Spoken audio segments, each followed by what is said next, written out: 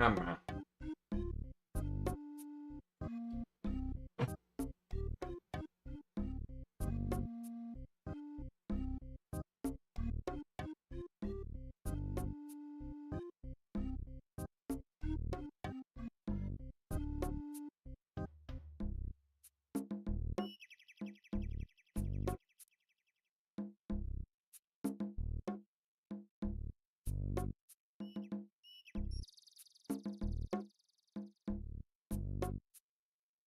Perfect.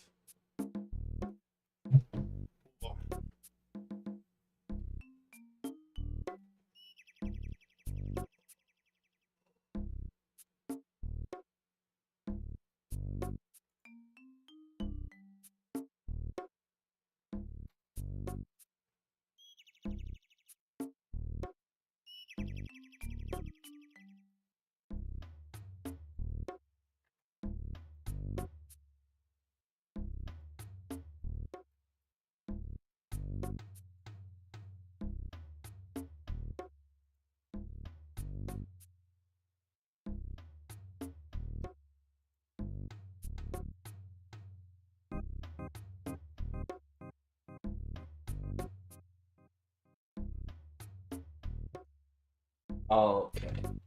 We'll start here in a second. Just doing some pre-stream grinding.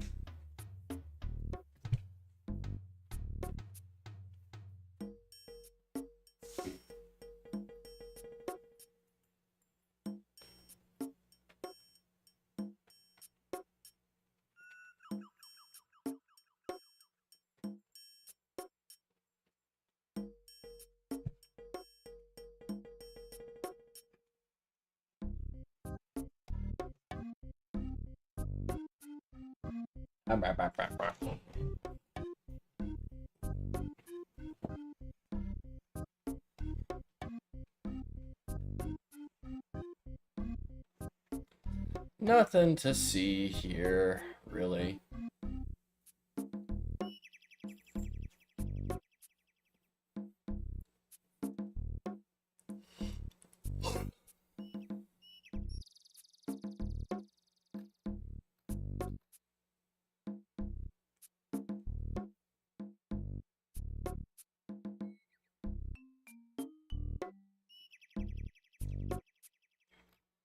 Okay. Welcome everybody.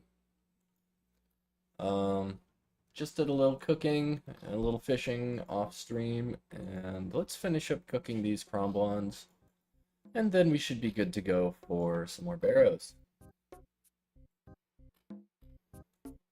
We're getting up there in cooking level. Getting close to being able to cook sharks, and also to fish sharks. I mean, there's a couple quests I could knock out, like Swan Song would be really easy, and I think that gives good fishing experience. Now it's probably a good time to look at all the quests that I have left.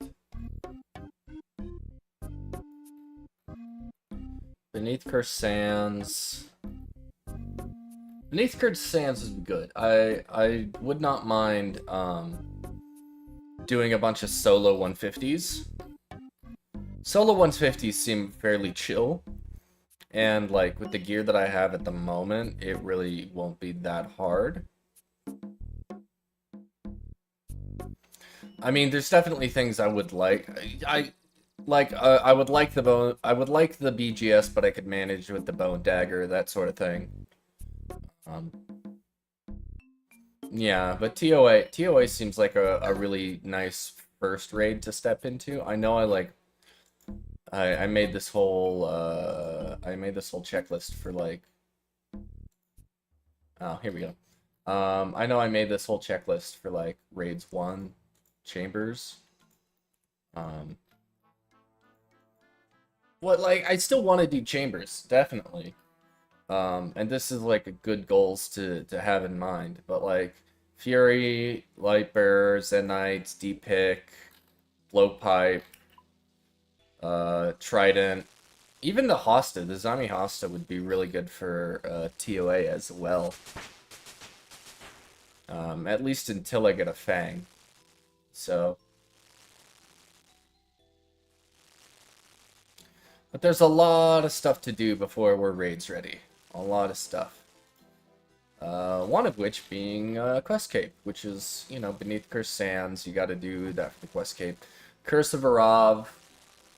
I'm forgetting what this one's about. Majoret storyline. Requires Defender. Okay, this is the one you get the zombie helmet from. Defender of Varrock, that's the zombie axe, which would actually be really nice upgrade. Do need to grind up my smithing a bit more if I want to tackle that.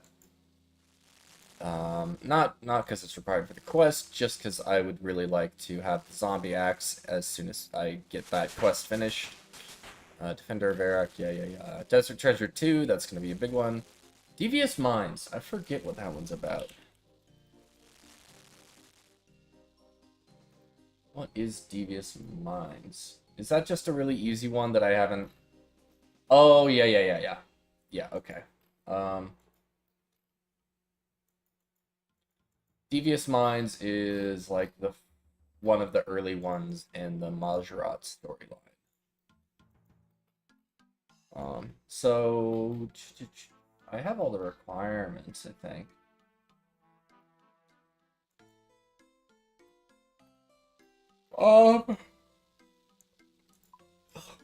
Yeah, I mean, we could knock out Devious Minds like right now if we wanted to. Dragon Slayer 2, that'll be a long one. Dream Mentor and Dream Mentor's fairly quick. Permanent Exiles, that one is one I should get done fairly soon as well. Let me see the requirements for...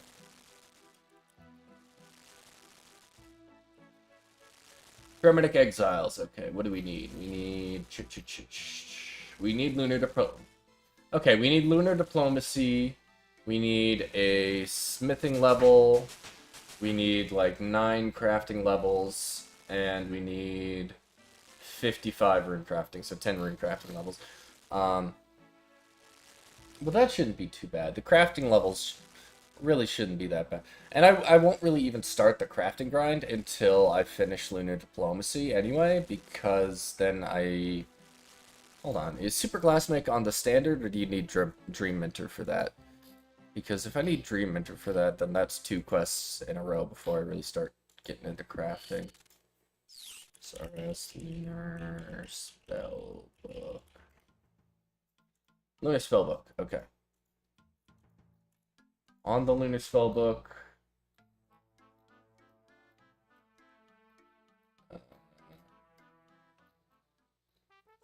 Okay. Combat spells. Don't need any of those. Teleports, don't really care about those. Utility spells are the ones we care about. Super Glassmake. Requires level 77 magic. Turns all buckets of sand and soda ash, seaweed, or swamp weed into molten glass instantly without the need for a furnace.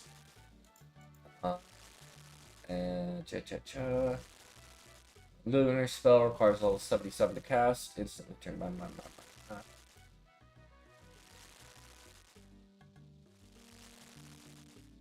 Okay.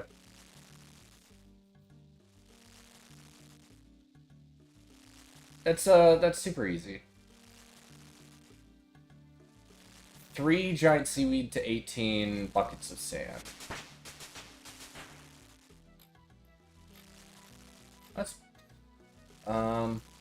That's okay. That's fine, I guess. So that's Hermetic Exiles. Grimtails, that one's easy. Heart of Darkness is relatively straightforward. It's a newer one, but it's also not that hard. King's Ransom is a good one I should get soon. I'm just sort of putting it off because I'm only 60 prayer.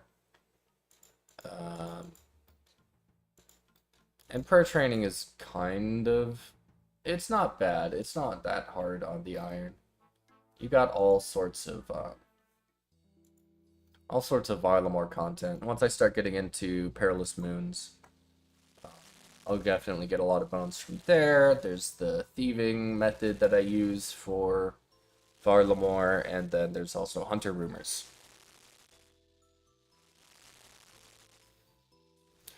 But I think before I take on any of those harder quests,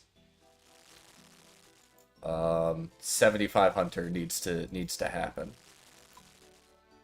Like, there's no getting around it at a certain point. You need the prayer potions. And like, oh yeah, just pickpocket master farmers for like a million years to get your Ranar seeds. One, I have a really low farming level. So that is gonna that's gonna take a while. Because Ranar seed drops, the better seed drops scale with farming level from master farmers.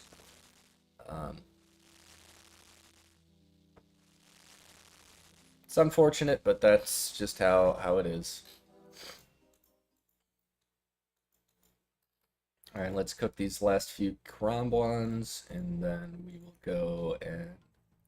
Do I have seaweed spores? Yes, I have 3 seaweed spores, so I'll do a seaweed run after this.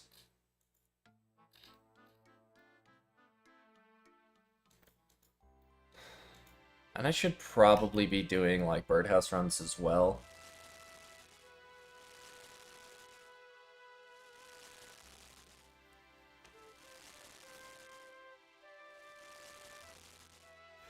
You know what? I'll set those up as well.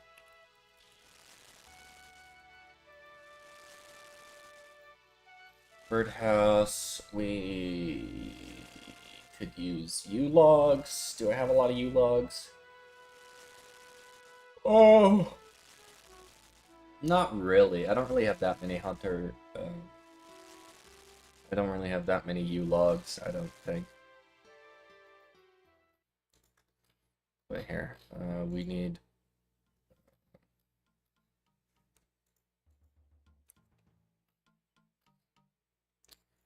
We would need, do we have U-logs? Teak, U... Yeah, we have some U.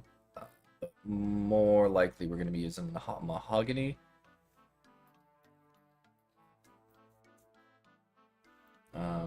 Because mahogany requires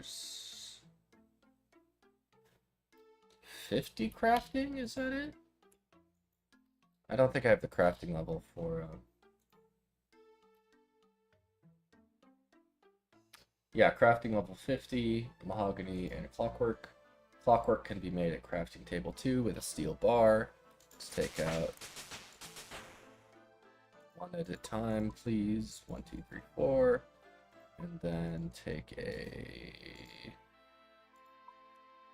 teleport to house, please. And then also... Let's just grab that, and go back to... Yeah, we'll go back to Artie and gear up for birdhouse slash seaweed run. Okay, craft a clockworks table. No? Craft a workbench? No? Do it. Oh, shit. Do I gotta swap it around again?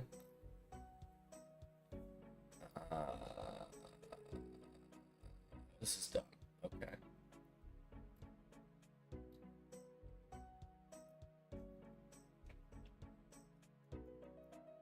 Alright. Gotta get rid of the clockmakers. Ah, I hate this music. Oh, yeah, okay. We need to upgrade that to crafting table. Need a saw hammer, and some molten glass. Okay. I think I have like a few pieces of molten glass in the bank we can work with.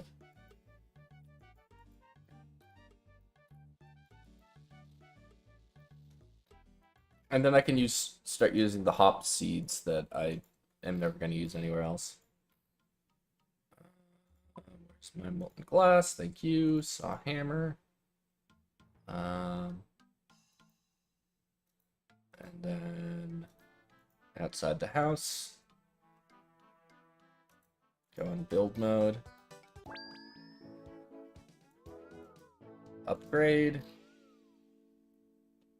To upgrade to crafting level 2. Okay. And then we leave. And then we go in. And then craft clockmaker's bench. And can I... Yeah, clockwork mechanisms. Perfect.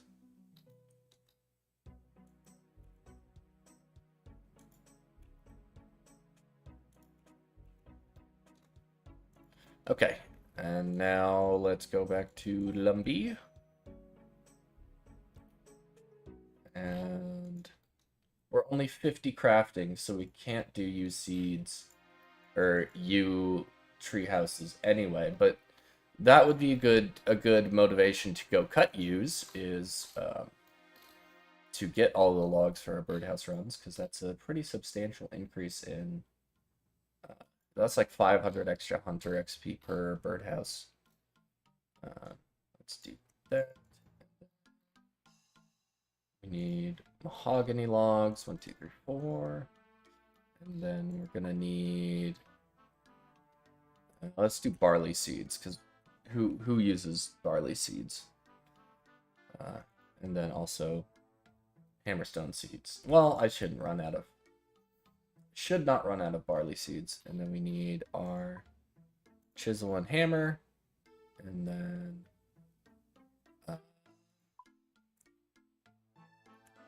here.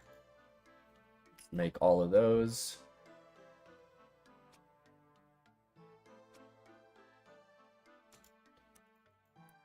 And then take me to Fossil Island, please. Okay. Birdhouse run. First birdhouse run, we're starting off with actually a pretty high level hunter for starting birdhouse runs. I mean, it took me a long time.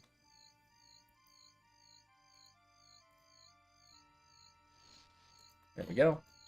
It took me a long time to sort of start this. I wasn't a fan of birdhouse runs. I'm not a fan of like dailies and stuff like that, but it is actually fairly useful.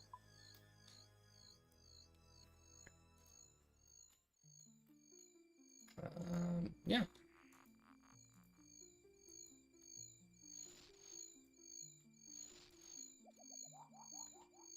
And so I feel like let's check the timers on these, because that's going to be done at 1:55.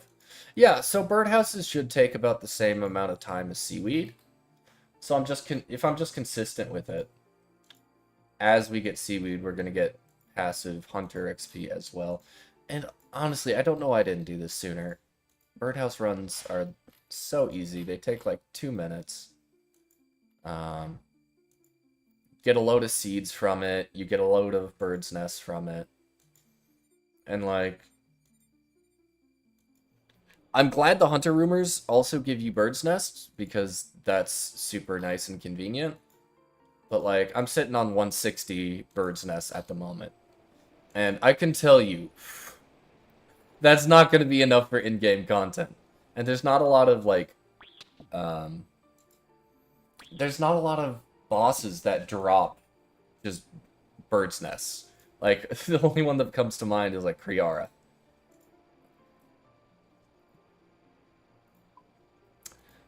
Spade, shovel, rake. Seaweed spores. And then fishbowl and diving apparatus. Dive into the sea.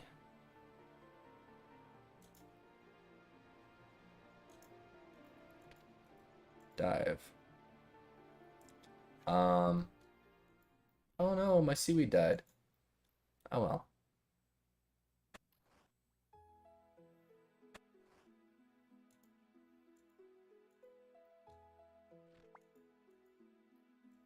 Alright, give me some super compost, please. And if I wanted to, I could go around again and collect more super compost. Because it's probably done growing, or done fermenting, or rotting, or whatever it is. Ugh.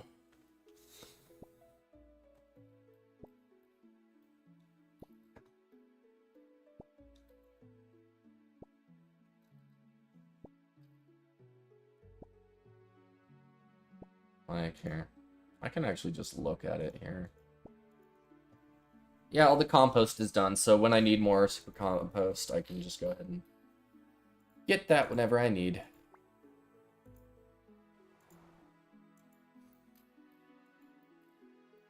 And you know what? I'm just gonna hang out down here for a little bit and wait for a seaweed spore to spawn. Because I do not care to farm lobsterosities or anything else. I'm just gonna wait for those seaweed spores to pop up. Take these normal buckets.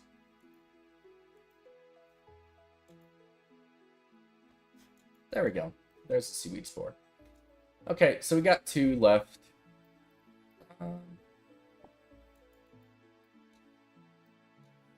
We'll come back to that in 40-ish minutes. Grind some more seaweed. And while I'm at the... You know what? Screw it. While I'm at this farming grind, I might as well just go to Miscellanea.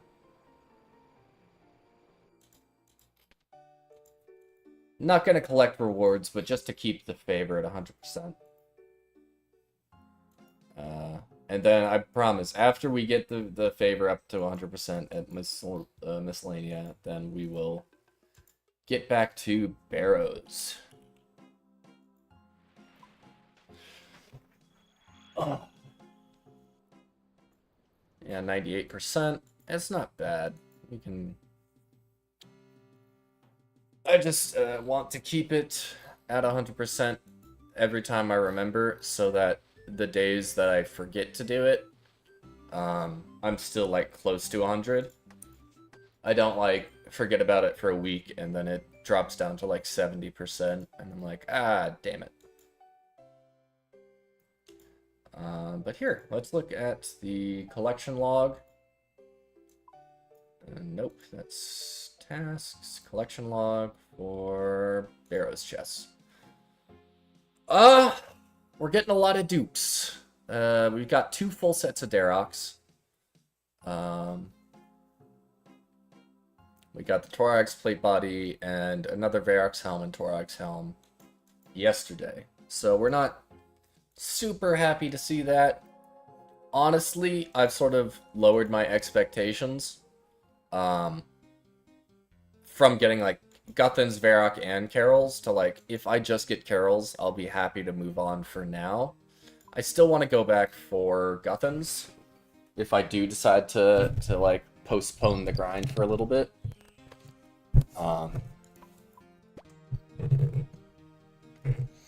Because Darox is... Darox is good tank armor, but Guthans is just wonderful for sustain and a whole bunch of really good uses at, like, God Wars and things like that. And we're only 2 pieces away, so shouldn't take super long. What else? Why do I have the Dragon Defender? Don't need that. And cape, ammo and ring, and weapon.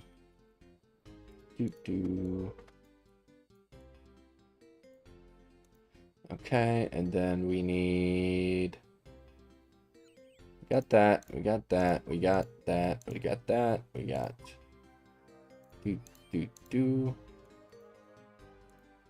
No, let's not take out all of our death runes. Let's take out 6k, and then all of our blood runes. Take out a coin, ectoplasmator.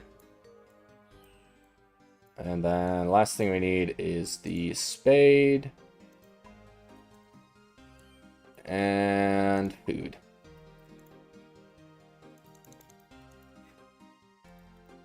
All right. Let's go.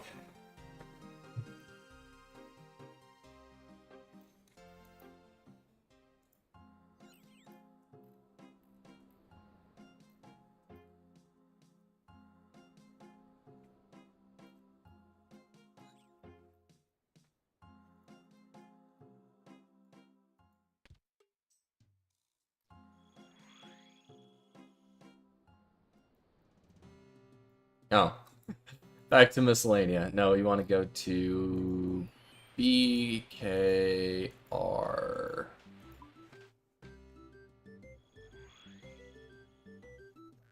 And off to the races.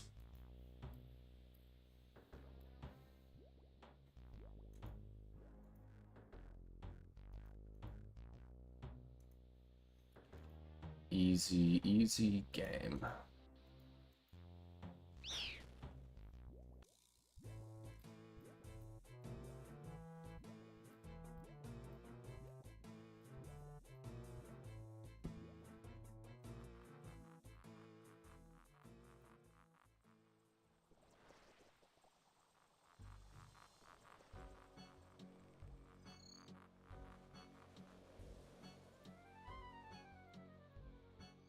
Lost to Crombon, unfortunate.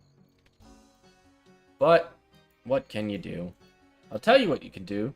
You can give me the Carol's Top, like, really early on today, and then I will if you're nice to me and you give me the Carol's Top, like, right now, I'll keep doing Barrows until I feel like I can leave. Or until I just keep getting dupes and I get frustrated and leave. But mostly, if we get what I'm looking for really soon, then I can move on to other better grinds. But again, we're creeping up on 500 kill count. Barrow's kill count is slow and tedious. Not the most engaging content either. But the gear is just so good. I don't know how else to say it. Like, the grind is worth it. Here, let's see. What is my KC Barrows? 471. So I'm thinking we get up to maybe 500 KC today.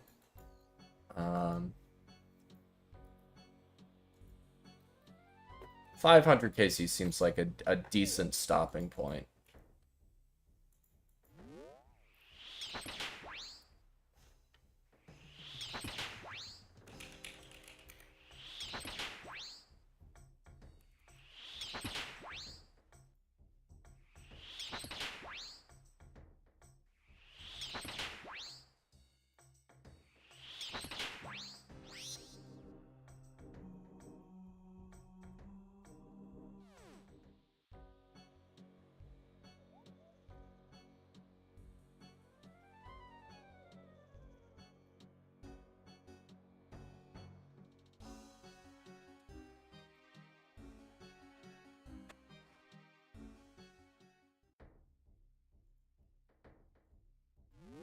Just scrolling through the Reddit, seeing if there's any drama.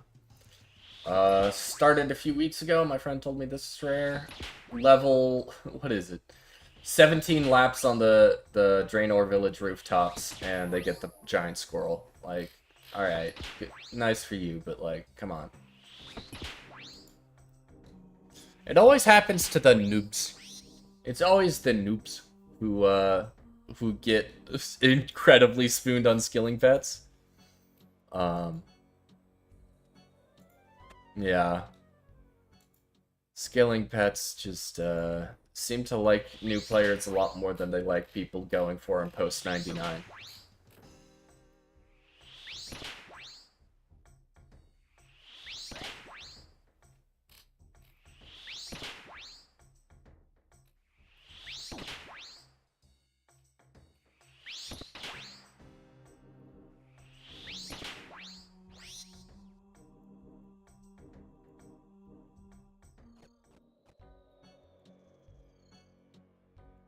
Alright.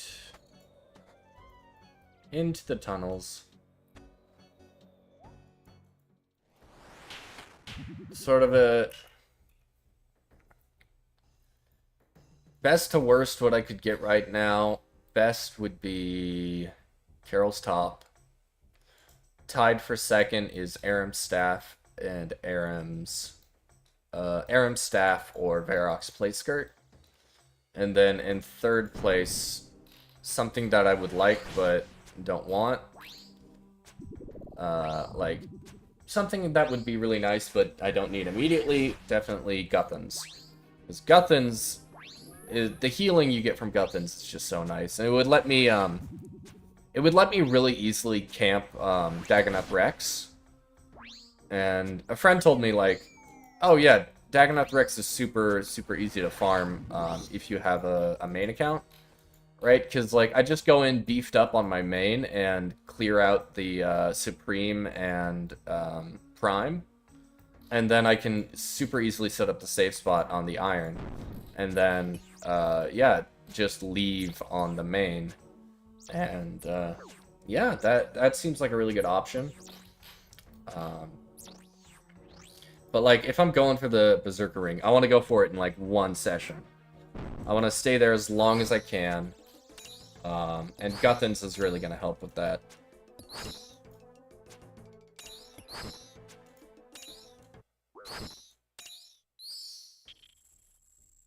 Music is a bit loud for me.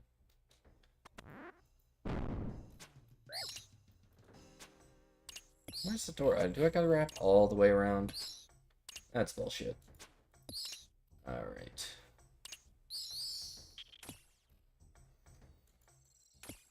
Also, I've been looking at, the shadow from TOA is actually fairly common. Like, in the grand scheme of things, like, compared to Twisted Bow, the purple rates at TOA are not great, especially solo, but it's only like 1 in 20 something to get the shadow, if you get a purple, right? So I'm thinking, I mean, fuck it, let's greenlog TOA. Because, like, I'm not a fan of TOA, it's not my favorite raid at all. But it would be good to get out of the way.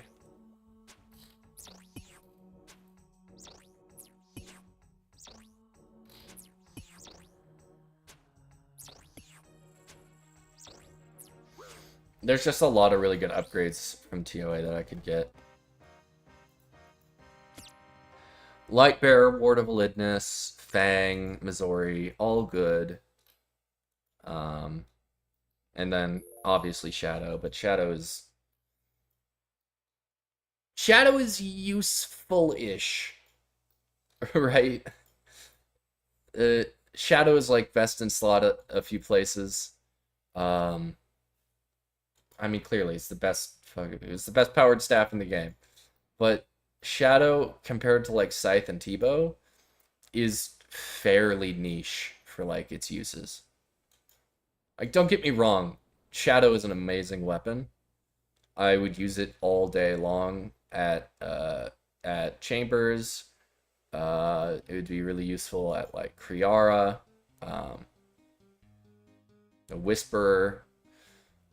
I mean, but, like, there's not too many places where, like, oh yeah, definitely use Shadow. Because, like, even at Yama, Shadow was sort of the strat for me day one with Yama.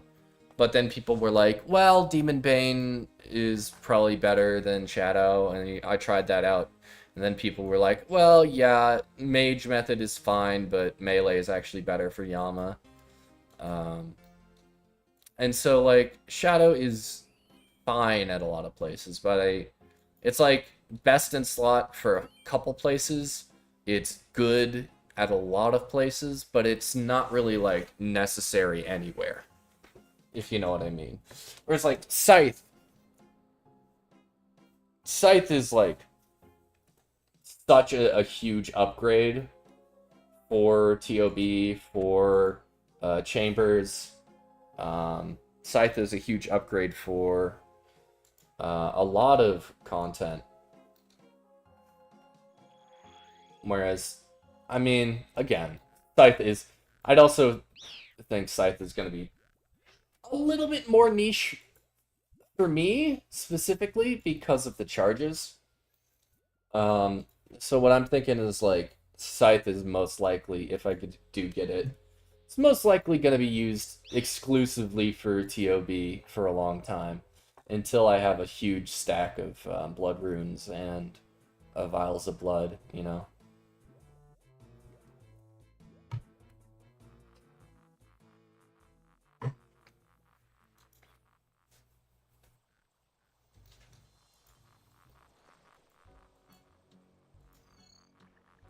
Be here. Do I have the Slayer level for a Black Mask? I should. Yeah, I have the Slayer level for a Black Mask, so I should probably... Ah, a lot of things to do. A lot of things to do.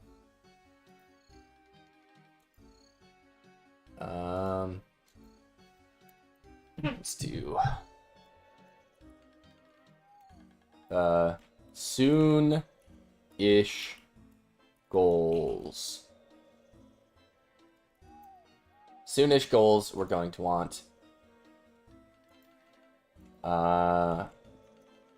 Black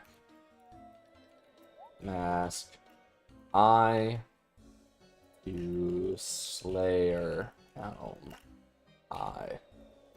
Okay, we want Infinity, comma, Ranger, comma, man. Infinity boots, Ranger boots, and manacles. 75 Hunter. And then Lunar Spell Book.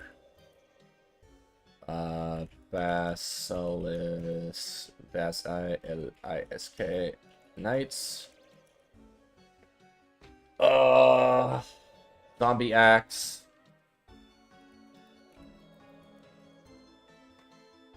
Okay. And then Mal slash Ode slash Odie wards. Okay. Yeah, I mean, a lot of stuff to do. A lot of stuff to really bust into for these grinds. But, Barrows.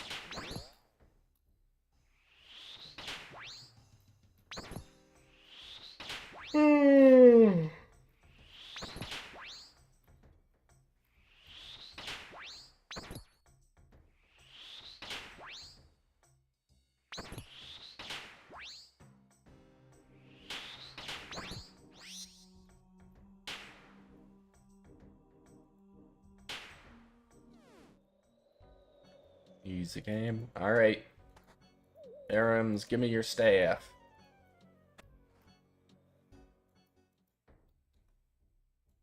Aram's in the tunnels. Okay.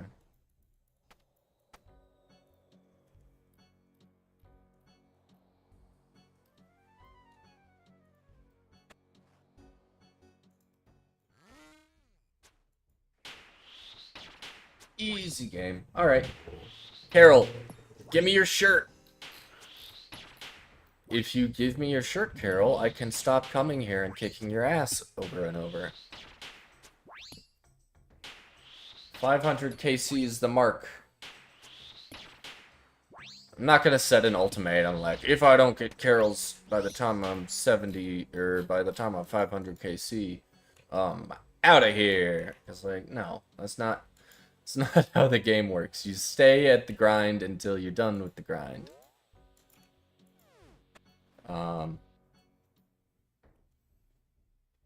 Only thing I'm concerned about is, like, the downtime.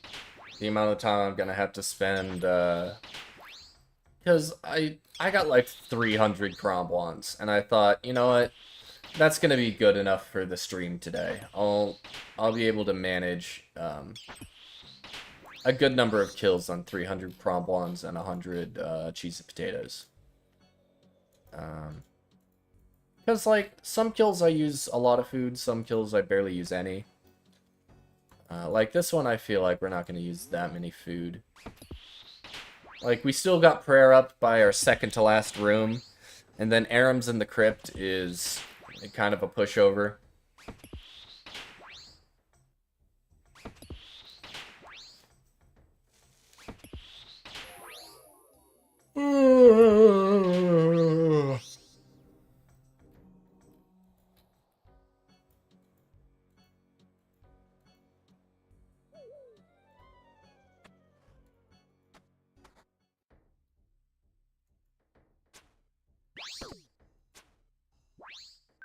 Out of prayer. Varric's being tanky right now, mostly because I'm hitting him with a crossbow, not magic. Oh my god. It's too early for me to be making these kinds of mistakes.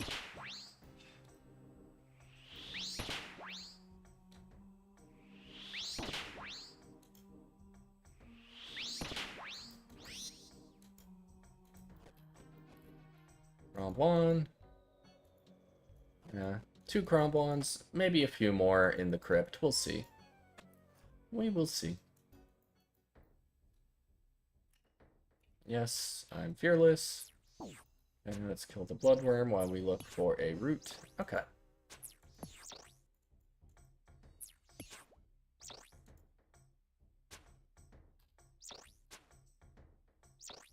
Get safe spotted, idiot. Okay. And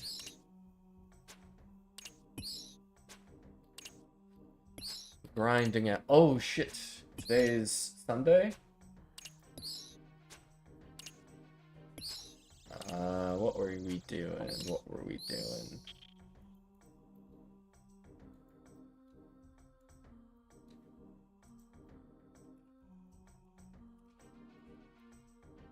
BA today? Yeah, we were supposed to be doing BA today. So I might take a break here in a little bit. To go do some Barbarian Assault.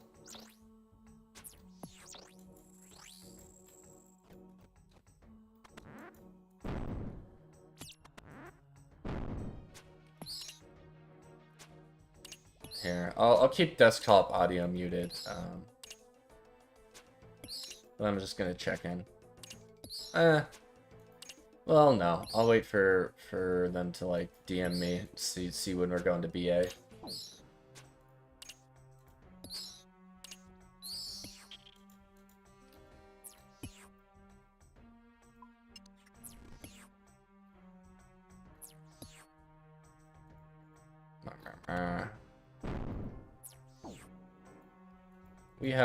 We have enough loot potential to go ahead and just spawn Aram right here.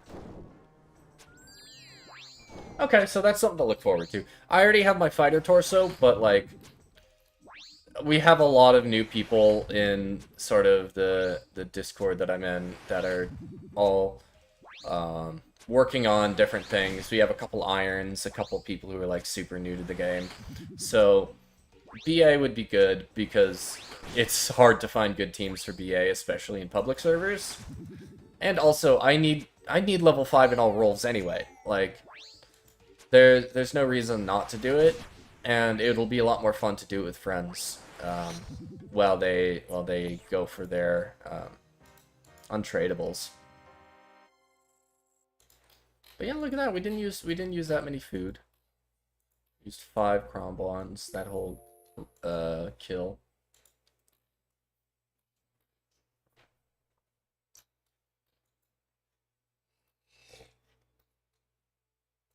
Ooh, someone got the beaver at 53 woodcutting. That's pretty sick.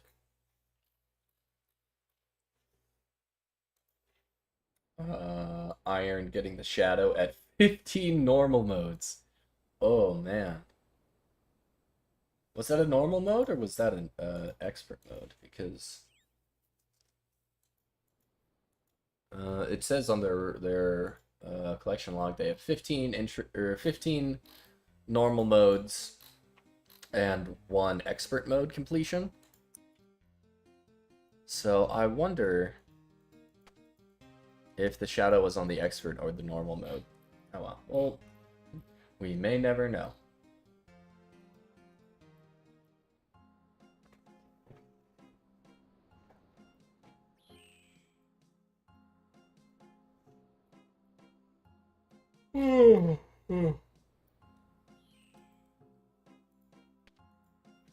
Let's actually wait here for a second.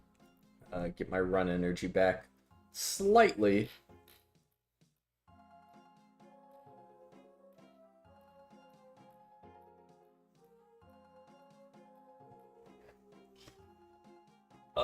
Yeah.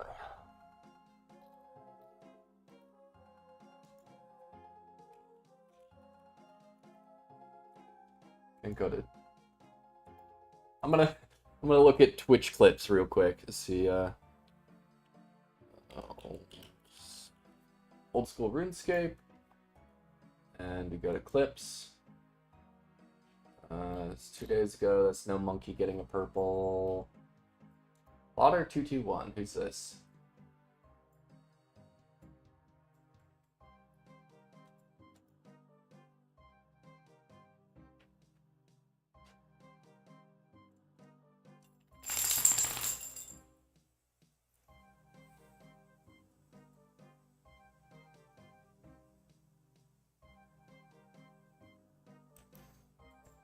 Okay. Guy called Botter, joked about botting, and then a Jmod comes into his chat.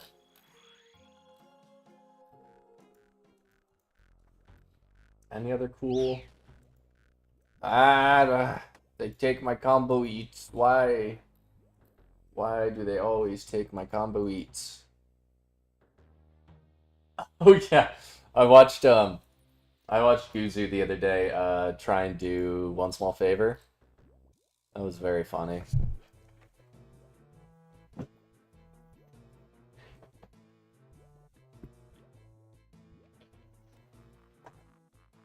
One Small Favor is not that bad of a quest. It's just funny how annoying it is. Free Herblore, thank you.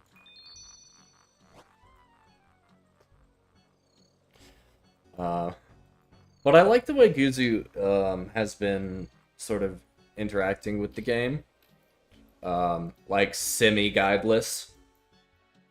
It's not like as bad as like Alien Food. Because Alien Food is doing it all solo. He's not really streaming a lot of his stuff. So it doesn't have the benefit of chat helping him. But I feel like that's a good way to experience a game, you know? Slow it down a little bit, read the quest dialogue, really pay attention to everything. Because, like, you know, you get lore bits from the quests, but more importantly, if you actually read the texts of the quest, you know what to do. But since everyone just, like, skips through the dialogue and just clicks the correct option, and then they don't have quest helper on, they're just like, oh shit, well what do I do now? I didn't read anything. I didn't pay attention to what the quest giver was actually asking me to do.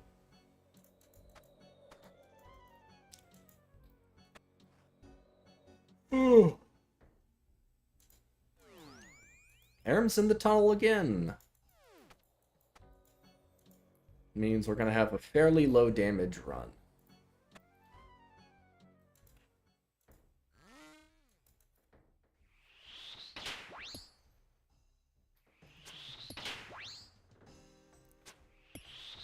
And let's check on our timers. Seaweed is almost done. Birdhouse is almost done.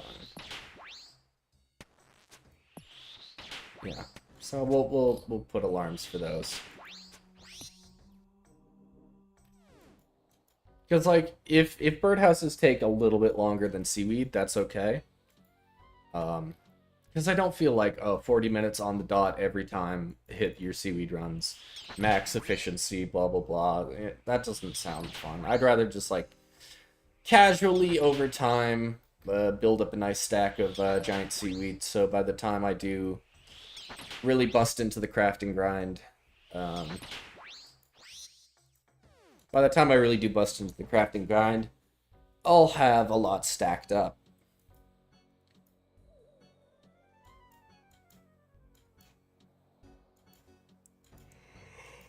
A friend of mine who recently went, they're also doing an iron, but they went for the Fury Amulet.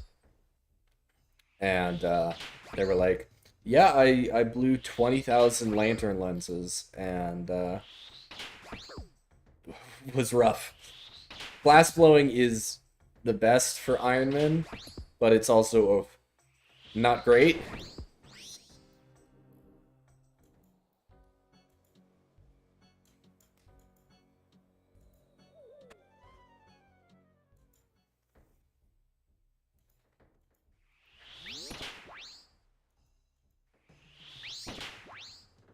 And I might go ahead and do a tree run. I don't know. I'll have to wait for my tree runs to till I get enough tree or enough saplings, I guess. Oh man, was my mage cape not on that whole time? Oh, that's a little bit of just a little bit of magic offense. I should really go get the imbued god cape. But imbued god, all the wilderness grinds, um, the wilderness grinds I will probably avoid doing on stream. I mean, I don't feel like I'm gonna get stream sniped by just randomly by people in the YouTube viewers. But still, I get paranoid in the wilderness, and also it would be very embarrassing to die out there. Maybe I'll stream a little bit, but I have to do that, you know, whole private off, hide the world hop sort of thing.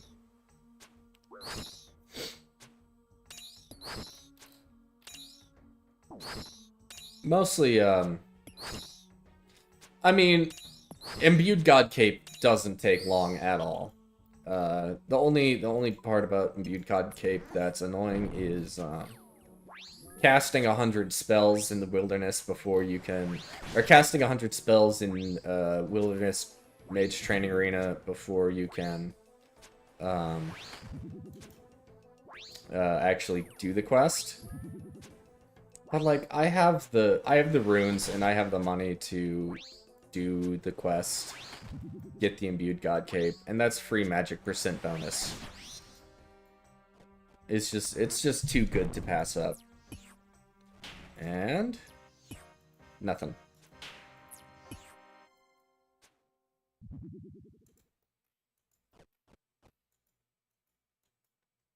Am I sneeze? No, I won't sneeze. Okay, that's great. That's just a sneeze walking past. Doesn't have the courtesy to come into my nose and say hello. The sneeze just passes by, maybe it waves at me, but won't give me the satisfaction of a hello.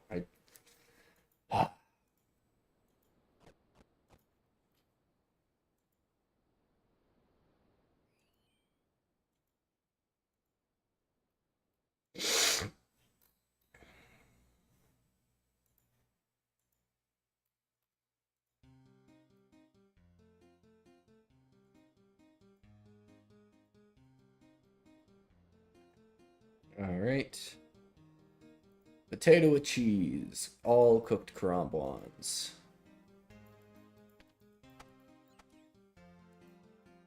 And waddle our way over to the fairy ring.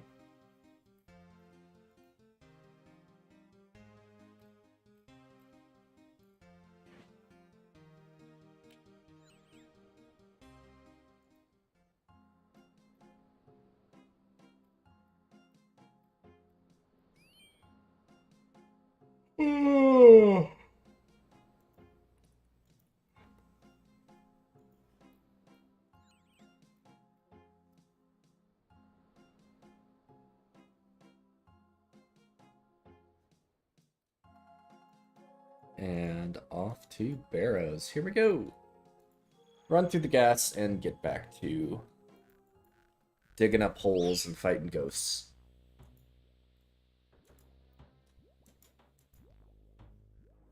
What's our loot looking like?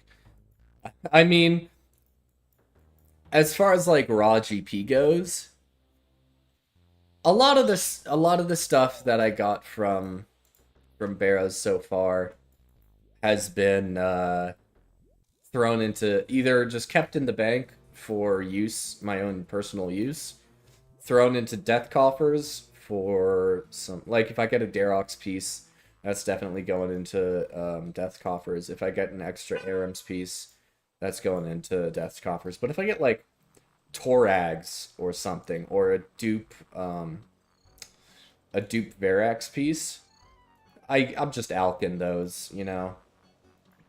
Free money, right?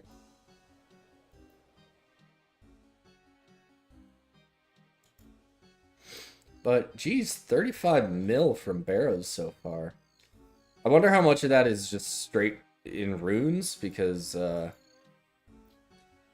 man, I'm not gonna be hurting for runes for a long time. Especially not death runes. And let me just check. Trident of the Swamp? Oh, what's this? What's this? Oh, Trident of the Swamp, Trident of the Seas. They use Death and Chaos runes. Guess what I have a million of? Death and Chaos runes. So yeah. Blood barraging and ice barraging are gonna be a bit harder to do.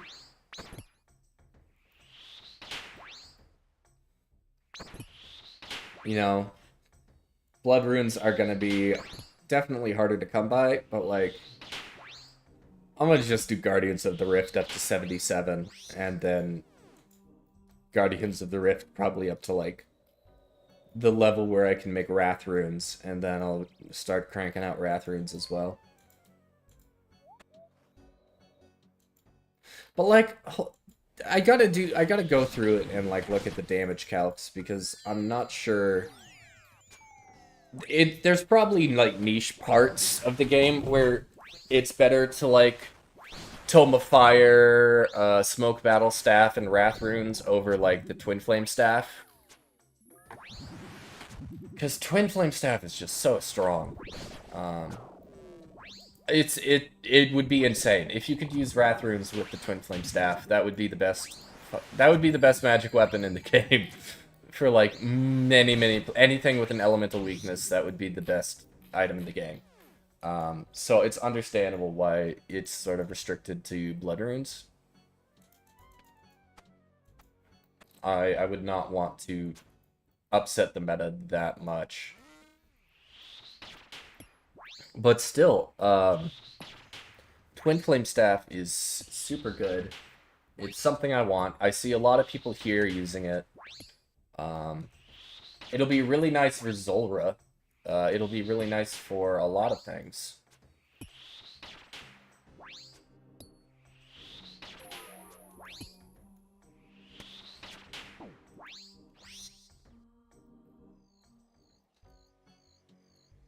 Okay. We're through the scariest parts the Barrows run, so should be good to just sort of AFK and tank the rest of these guys.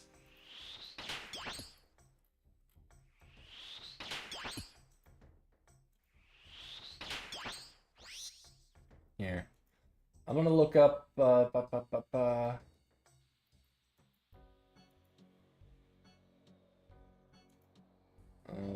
old school RuneScape. Because, like, YouTube is where I live. I live on YouTube. I am on there almost every day. I wanna check out some smaller YouTube creators who are maybe some WoW streamers who are just in general. I mean, WoW streamers are probably they're a good like ambassador to the game, I feel like, and they bring a large community with them. But again, with like the whole stream backseating, um, the stream backseating is something that majority of new players don't get. So it would be interesting to like have a chat with like a genuinely new player, or maybe like a transplant from WoW, um, and be like, okay, here's what I think is good about the game, but I've been playing for like 8,000 hours, so uh, a lot of the a lot of the hardest and worst parts of the game, it's either Stockholm syndrome or I've genuinely come to like appreciate those like clunkier parts. Um, so I would like to talk to like a relatively new player, or someone coming over to old school for the first time, to see like, oh, what do you like? What pain points are there in the game? I think that's really important. Like, what are the pain points? What are the quit moments for a new player? Um,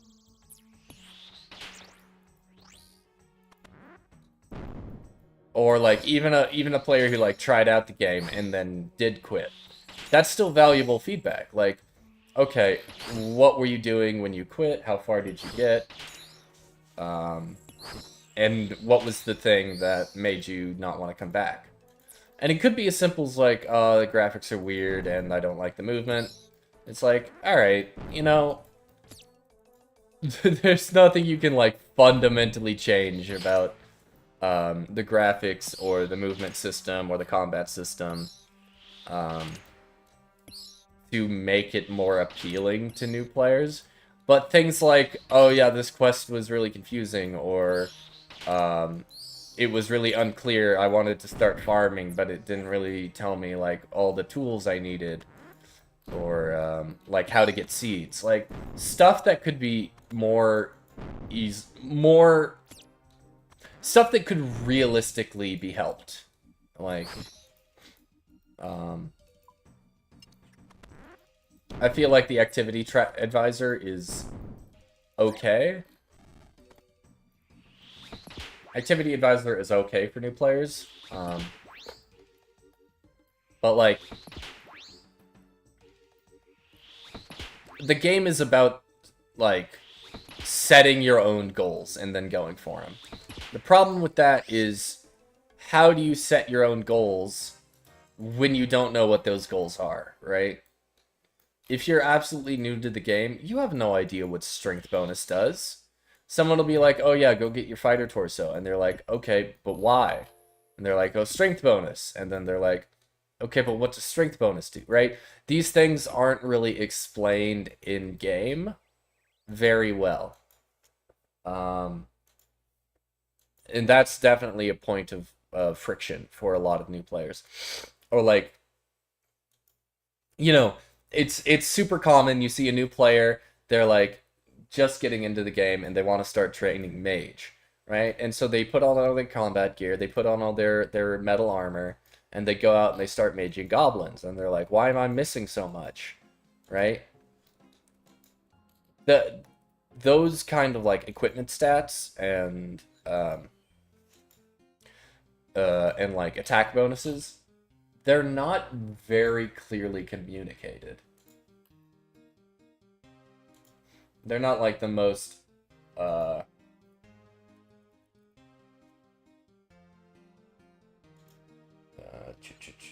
today.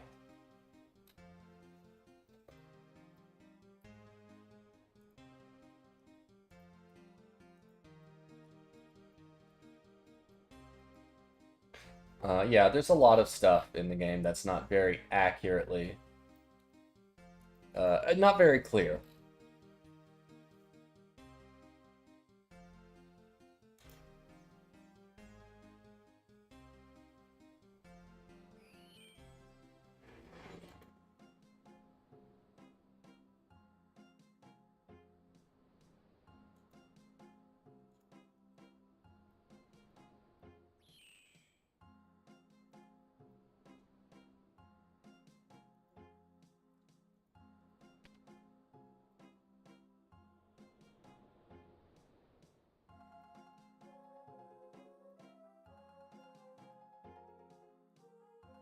I might need to get something to eat here in a bit. Unfortunate. But that's how it goes. Don't take my combo eats, please. I'm so hungry. I'm so hungry. Don't take my food.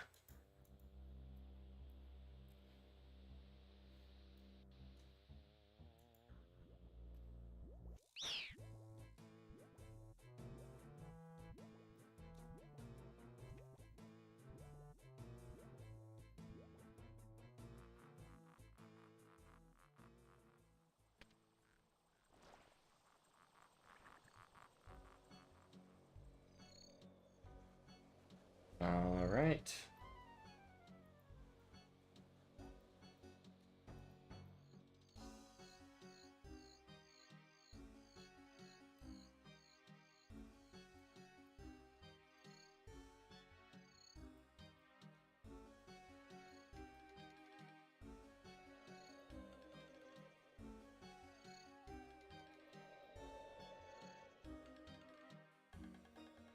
Okay.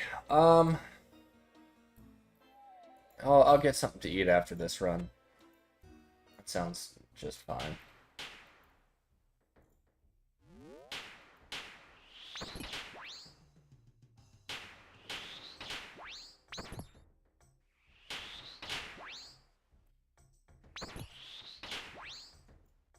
We will see. Get something to eat, maybe just some dry ramen, crush it up, put the soup boost in there. That's a good snack. A lot of salt though. Like the only flavor, pretty much the only flavor in a lot of ramen is just pure sodium. Not even like sea salt or table salt. Just like the chemically pure form, the purest chemical form of salt that exists.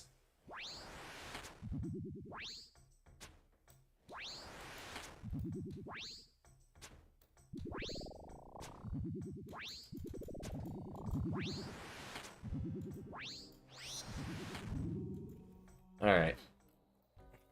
I gotta be careful, because sometimes I leave the dungeon too quickly. And I don't know if I killed it or not.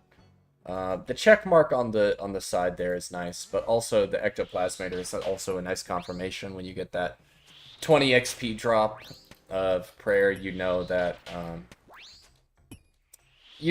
the kill is confirmed.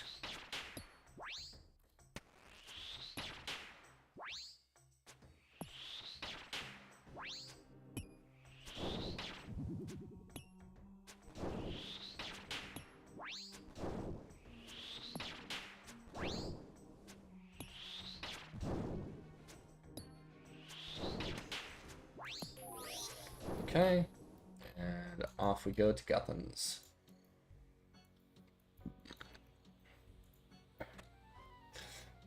But yeah, old school is getting a lot of players. I might hold on. I want to check the population graph. OSR OSRS player count. MMO populations. I think this is a good website to look.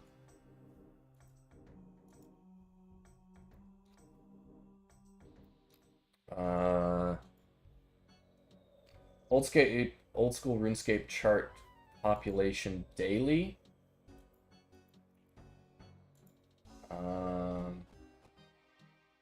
750k. I think that's 750k logins. Or unique logins. I don't think that's because like concurrent players, I don't think we've ever how do you know how much more DPS your setup is versus Ivan's staff? Ivan's staff is a powered staff that's a little bit weird. It's like halfway between a powered staff and not a powered staff. It has a max hit of 25, which does scale with like percent magic bonus. Problem is I don't really have percent magic bonus at the moment. And generally, if I were hitting normal mobs, my max hit would be 20, as I'll show you down here in the crypts. Like, my max hit on these guys is 20 with the wind... What is it? Wind wave? Yeah. Right? So, you would think that wind wave clearly is going to be weaker. Okay, great. Just disappeared. Clearly, the max hit's 20. Wind wave is weaker than Ivan's staff. Why would I not use Ivan's staff? Well, because the Barrows brothers have a 50% air weakness. So, that's huge. That bumps my max hit from a 20 up to a 30. Right there. And so it's better DPS only because of the elemental weakness that the Barrows brothers haven't always had. So at a certain point, Ivan's Blast was better. And up until I got like a steady supply of blood runes, I was using Ivan's Blast. But like, I'm getting so many blood runes from here. Like, I can use blood runes pretty much every trip, and if not sustain them, only use very little because you get so many back.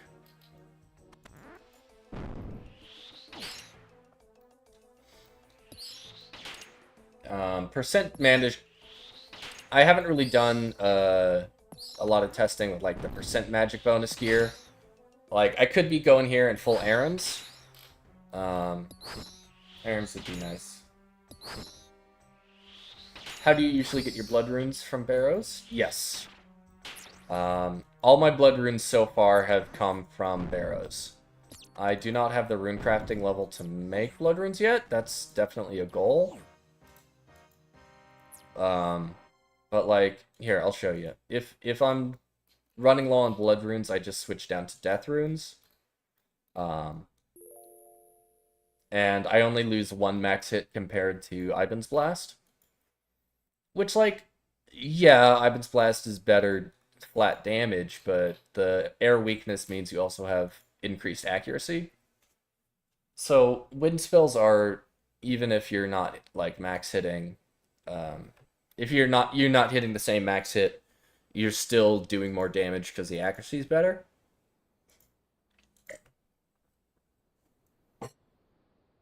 There's a lot of considerations, but I really like the elemental weaknesses. I think they were really good. Made the standard spellbook actually useful in a few places because there's like, besides a few specific places, the standard spellbook was not good. Like, yeah, you would use the standard spellbook at Chambers, but that was for like Ice Demon alone, and Ice Demon was the only thing you ever used it for. But now with elemental weaknesses, there's all sorts of places where like maybe standard spellbook isn't best in slot, but it's not bad either. It's like a good option, especially if you don't have Bis gear.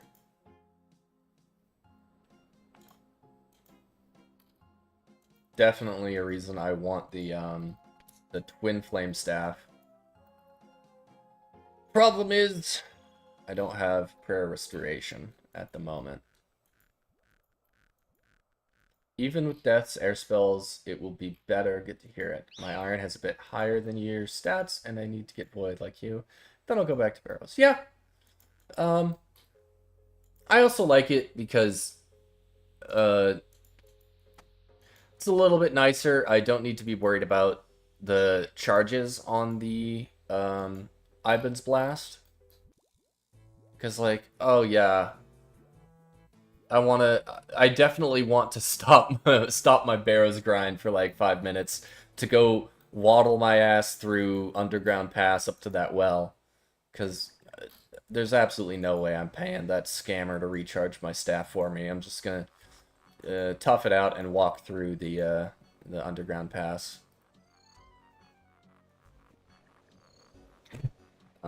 So yeah, there are places where Ivan's is better. But at the moment, not too many places. And once I get the Twin Flame Staff, there's, like, gonna be pretty much no reason to use Ivan's Blast.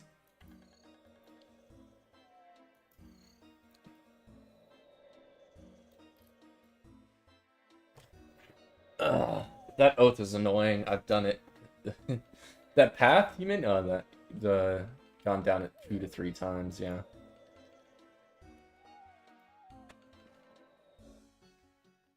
I mean, Underground Pass is iconic, and like, here's the thing. If I know a grind is going to be annoying, or if I know a quest is going to be annoying, and I can just do a grind to make it better, you know, might as well. Yeah, that's what I thought you meant, Path. Like, I got 60, I think I had 60 agility when I went to do Underground Pass. Because I was like, well, I want to get my, my Graceful anyway. So, Graceful's gonna be it. The Graceful grind isn't going to get any better after Underground Pass, right? So, what the hell? Might as well grind out high agility level before you do the thing that requires high agility level. Like, yeah, there's a bit of prestige in being like, oh yeah, I did it. I did this quest at such a low level, but like, that's just annoying. Especially with like Morning's End Part 2. I hated Morning's End Part 2. I had really high agility. Jesus, there's so many Arums down here.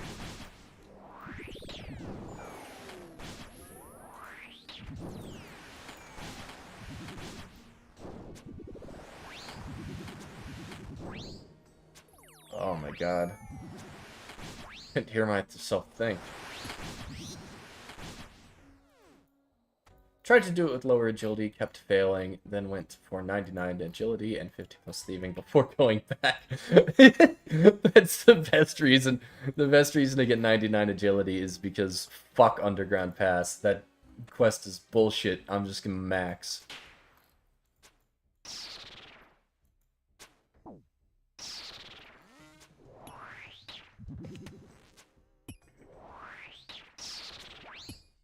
There's a lot of skilling grinds I gotta do at the moment. I think actually my seaweed is done and my birdhouses are done. So after this run, I'll go ahead and do birdhouses. Ooh, Carols, you're being mean to me. Stop being mean to me. Stop being mean to me. Okay. But yeah, I'll do my birdhouses, and if I consistently do my birdhouses, maybe I'll get enough Ranar seeds to like actually start PVMing more, because that's really been the limiting factor for me for like going for other kinds of PVM, especially going for Royal Titans, because I need those prayer scrolls. I need the prayer scrolls from Royal Titans. I also need the Twin Flame Staff. But it requires prayer potions, so I either get 75 Hunter for the Moonlight Moths, or I start really farming Ranars. I just don't have a good source of Ranar seeds at the moment.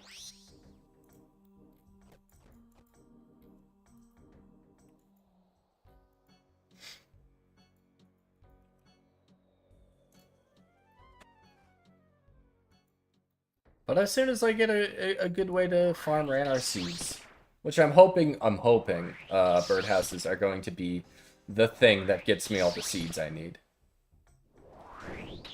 Tree runs and farming contracts. I only did thieving for a bit to get some starter seeds. Yeah, I mean, I got a good amount of starter seeds and herb seeds and everything.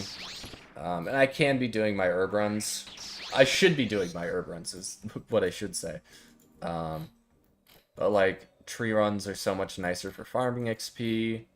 And I kind of want to save my herb seeds for when I have a higher farming level, and then I'll get more yield. You know, there's a lot that goes into it.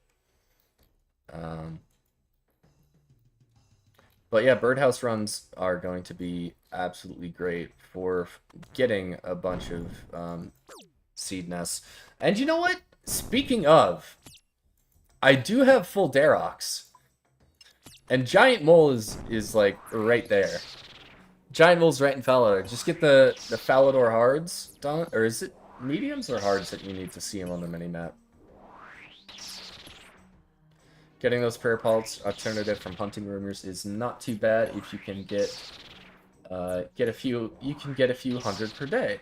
Oh, a few hundred per hour. Yeah, that's what I'm thinking. Like, yeah, of course, prayer pots are like absolutely better, but for the amount of effort to get those hunter mixes, it's just so nice.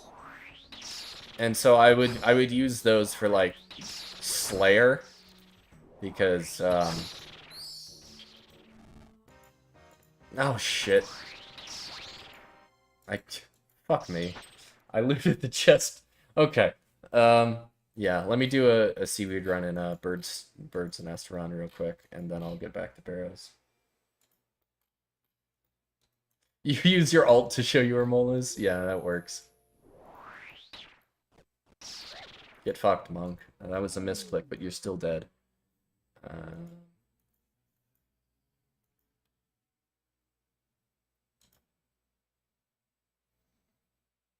Haven't seen any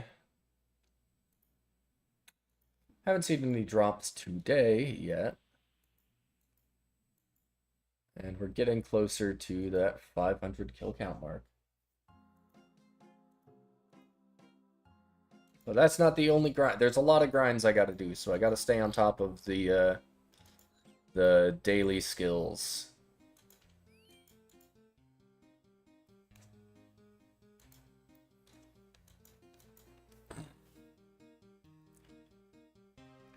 We need to dump all that.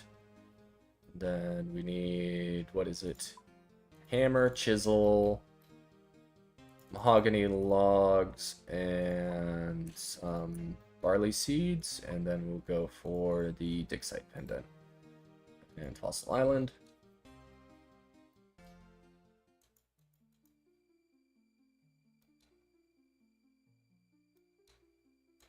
And then we'll see here what we get out of our very first birdhouse run.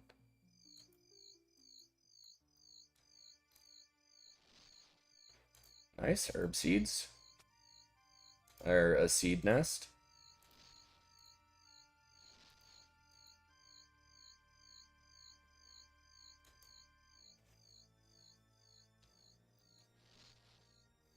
Ooh, evil chicken egg.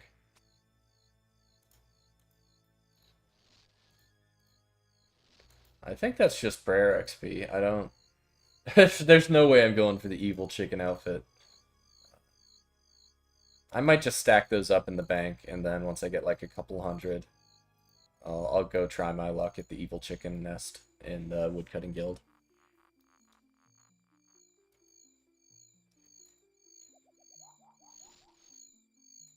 Just a regular bird's nest.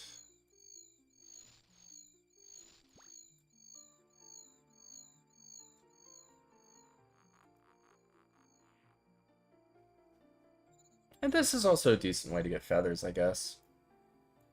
I mean, passively stack up the feathers, because, you know, fletching is a thing.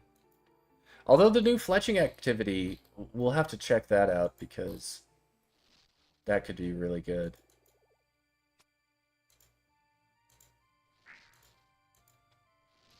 Alright, and what do we get from that? Ring of Recoil, a Maple Seed, Sweet, and a Bird's Egg. Yeah, not too bad. Sapphire Ring is good, and I'm gonna need a lot of them for Zulrah.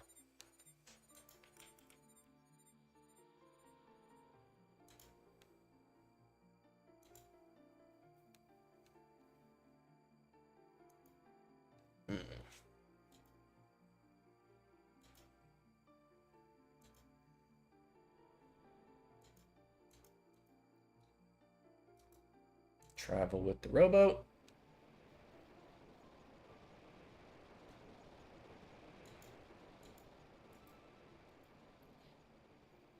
And travel out to sea.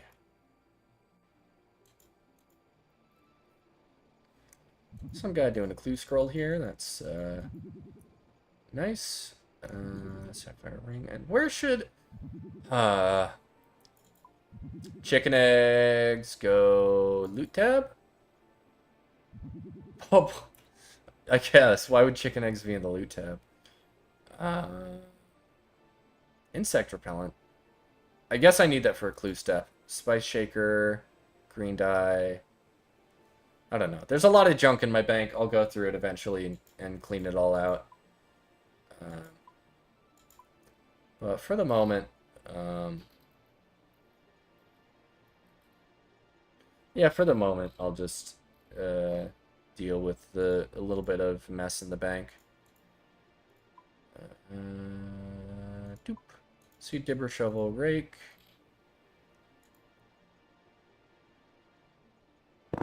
You have your eggs in the skilling / exp tab. Yeah, well, I've sort of broken up my skilling things to like farming and herb lore in one tab, fishing and hunter, and then I just store my potions in here for now until I get potion storage. And then you have like mining, crafting, smithing, construction, and fletching in here. And then rune crafting and prayer in this one. And then this is, you know, just gear tab. And then this is like my skilling and cosmetics. And then a loot tab. And then this one is mostly for teleports. Teleports and quest items like the monkey gurgries. Slayer gloves are in here. But... And then this is like currencies, keys, and stackable clues and stuff like that. Yeah, I mean, I've always organized my bank like this. On the main as well.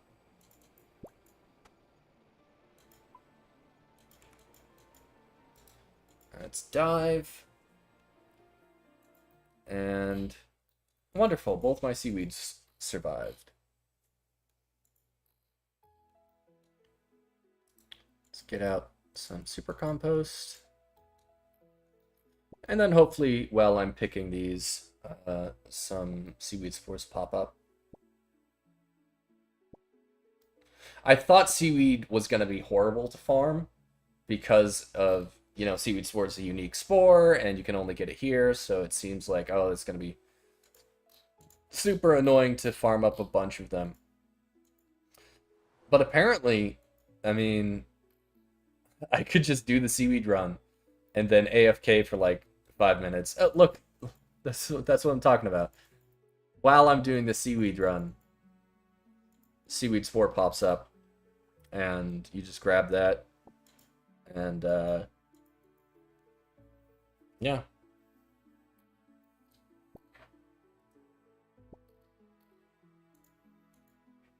That in there, super compost, and then exchange bucket. And note all of that. Okay. Yeah, and then we just sort of chill. I mean, I could wait until I come back here again to like AFK for the next seaweed spore. But like, why not? I'll just hang out. It's nice music. It looks nice down here. And I'm gonna have to either way I'm gonna have to wait for the seaweed spores to show up, so we'll just chill. And then in another hour, we can hit another bird nest run, or birdhouse run, another seaweed run.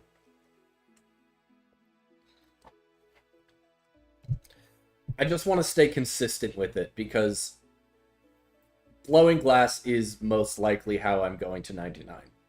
So I'm going to need to farm seaweed no matter what. So the more consistently I am at it, the better.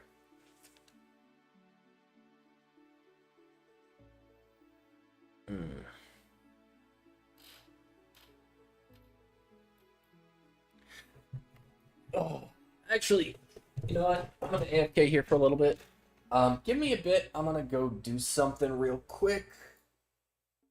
And then I'll be back. I'll be back in a little bit.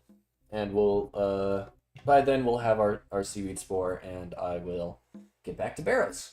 Okay, see you in a bit.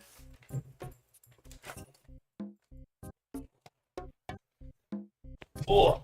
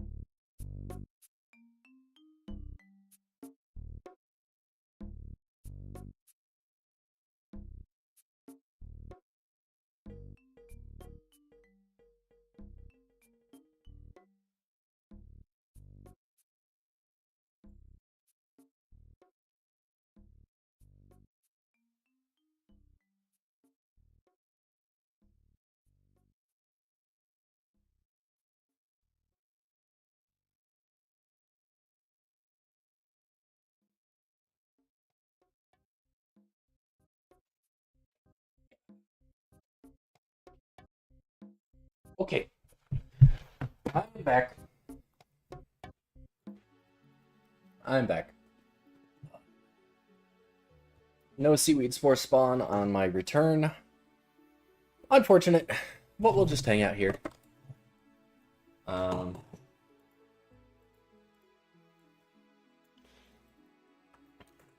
let's 2, 7. 2007 Scape. Let's see. What's going on today? One piece of anglers for 133. That over there. One piece of anglers for 133 fishing trawlers. That's horrible. BF's Grandmaster, congrats. Chambers loot, yeah, it'd be like that sometimes.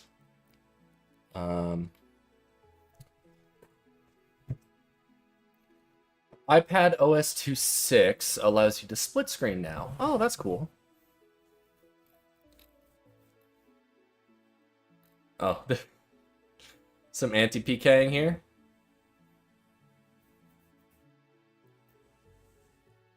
Comes in with the soul. Oh! Max 60 on that. Anti-PKing. Hell yeah.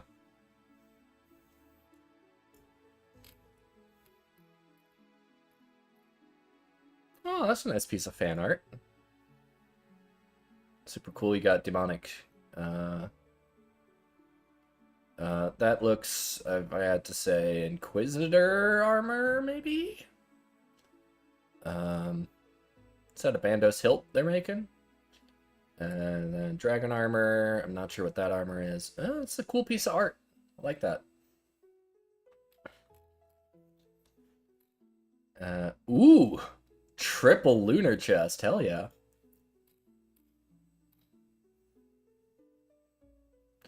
Chat notification plugin makes dealing with Visorvis's head so much easier. Oh.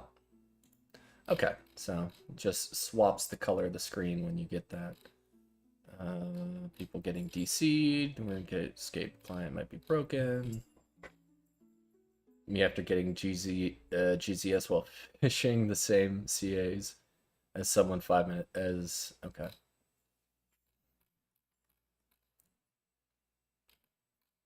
Ooh, what's your unpopular hot take that you have in OSRS? Vardorvis is the easiest boss of all DT2 bosses, not including Awakened versions. Maybe. I mean, personally, I think Duke or Whisperer are probably the easiest. You know, Duke, Whisperer, not super hard to, the riveting tale of the Lipad dispute boss fight isn't that hard. Yeah. Clans who de-spear into prayer draining piling should receive felony charge. Just don't stand in multi. That's all you got to do. Just have your multi lines up and don't stand in multi. That's fine. You should be able to pay a a fee to Martin, the Master Gardener, to not have to carry coins to clear patches. That'd be nice. Mining and smithing should be reworked so you can craft armor at a reasonable point to where you are actually the level to actually use the gear.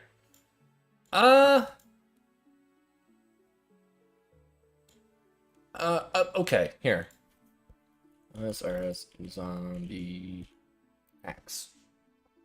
Like, I get it. Rune plate body being at 99 is stupid, but like, zombie axe, 1 in 600 broken zombie axe from those zombies in that area, and 70 smithing, right? 70 smithing for a weapon that's like between the DSIM and the whip. That seems like a reasonable level to me. I don't have a problem with that. But I do think it is a bit ridiculous that 99 is what you need for a rune plate body. I don't know. Mining smithing rework might be. Forestry is good. Is that a hot take? Do people hate forestry? Needs loadouts. Yeah, there's a plugin for that. A reminder that for the real best answers, sort by country. That's true. Okay. Sort by controversial. Let's see. Let's see. This is... If we see any slurs, then I'm closing Reddit. I hate Ironman and wish they were a separate part of the game. Coward, yeah. Fairy Ring / Spirit Tree combo in your POH should require lower construction level to build. No. Absolutely not. Every drop should have some kind of bad luck protection. Either 100% drop on X dry rate or a stacking increased drop rate after going dry. Would change the economy, which is why I can see people not wanting it, but dry streaks are so ass in the game. I mean, with more recent content, they have been adding dry protection. So, dry protection is definitely a mechanic I can see being useful. And a lot of people do like it. Oh, sorry. That's my, oh. This is the video I've been working on, which is all of my, progress for this account so far.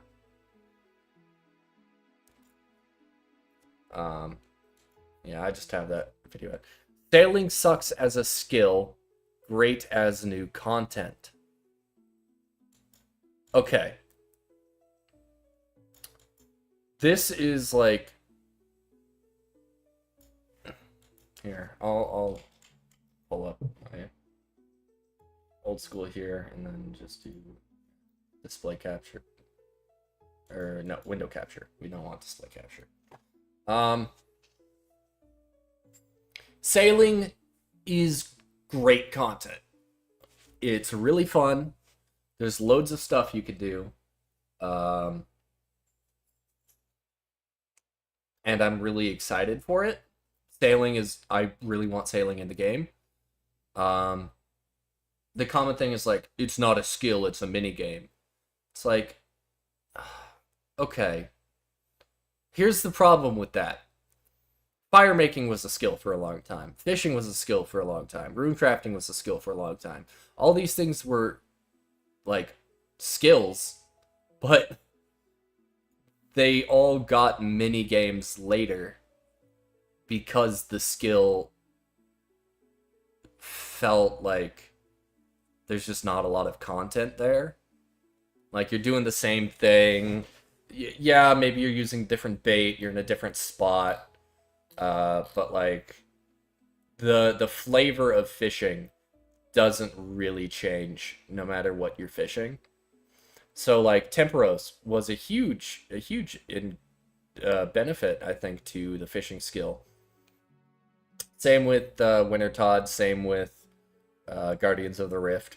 These skills that have existed for a long time got additional content to make them more interesting, to give more ways to engage with the skill. Right? So, like, what would the equivalent be, like, what would the equivalent be for sailing?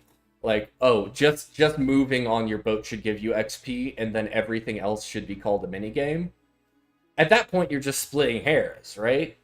Like, sure, we could say that, like, port tasks are a minigame. They're not really a skilling thing. Or Barracuda trials, definitely. Barracuda trials are a minigame.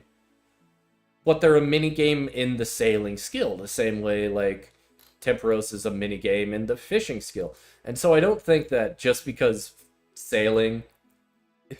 I don't get the argument that this skill is coming out with a lot of content and a lot of ways to train it, so it's not a real skill.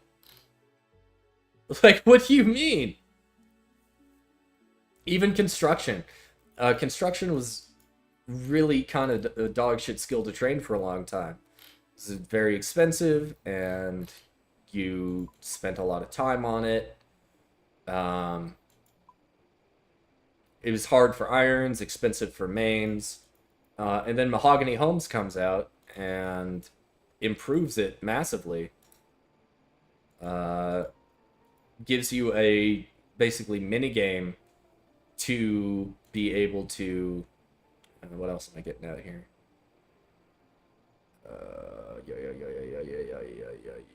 We need that. We need that. We need that. We need that. We need one of those. We need one of those. Okay.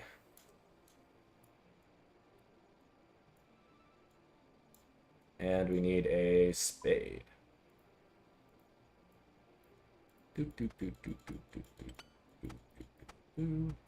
And I'm missing boots and a ring. Boots, ring.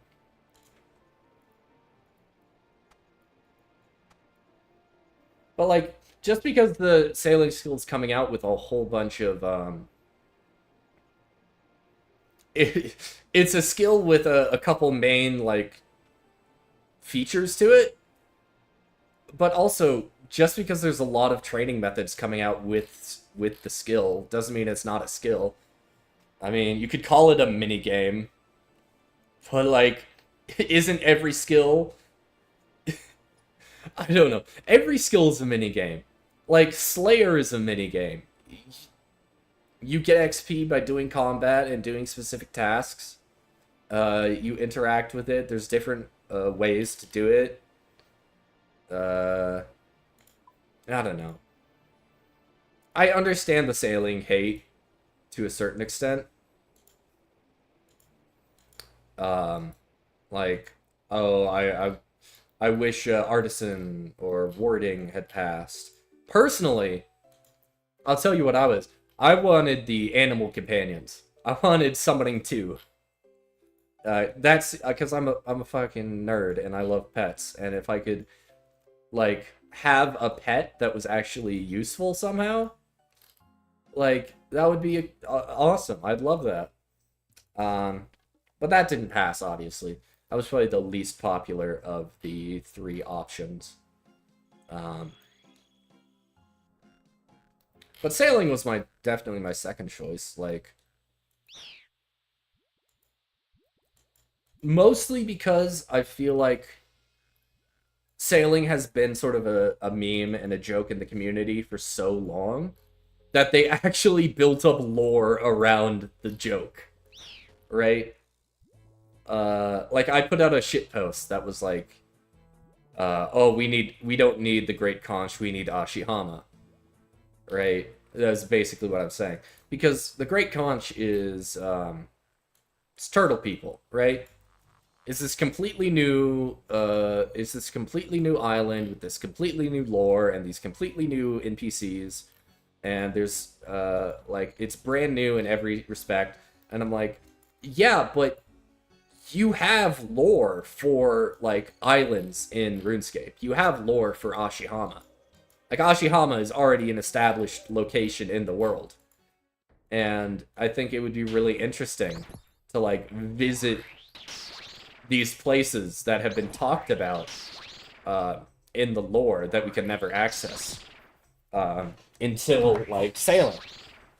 Right? So definitely, I'm gonna die on this hill. Is sailing can come out with whatever it wants, right? And a lot of dev time is going into, like, making sure everything works and everything flows together and the skill is, like, complete or whatever. But if Ashihama doesn't get added to Old School at some point, I'm gonna make a Reddit post every single day until Ashihama's announced. Some shit like that. Like,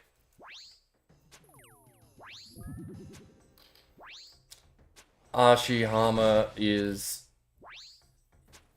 I guess that's my argument for a lot of things. Like, Varlamore's really cool, and I like that Varlamore is, it's this new continent with new stories, new lore, and a lot of really fun activities on Varlamore. However, I want there to be a conclusion to sort of the Corinne storyline.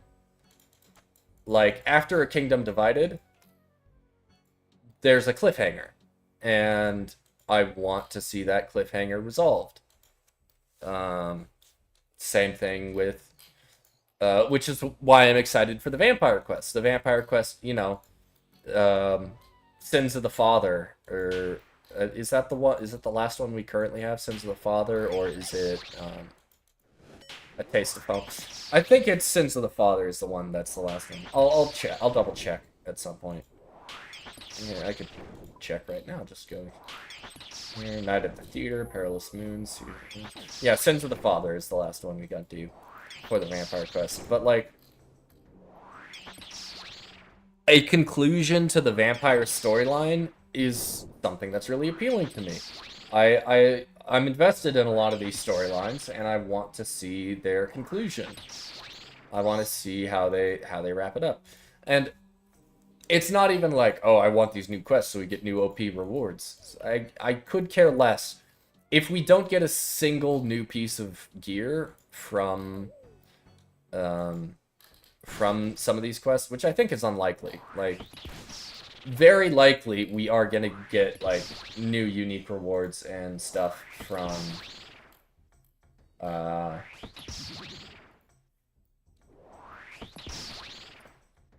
we are going to get new unique items and new rewards from a lot of quests. But, like, I want to, I'm less interested in the reward space as I am in, like, finishing up, tying up these narratives. Because they're good stories. I do think Old School has really, really good storytelling in its quests. Problem is, I have done these quests multiple times.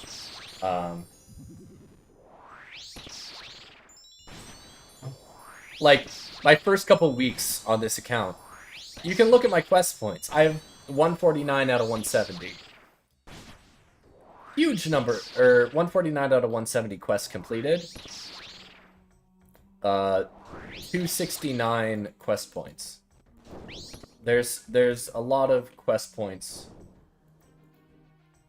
There's a lot of quests that I sort of just breeze through because I've done them so many times.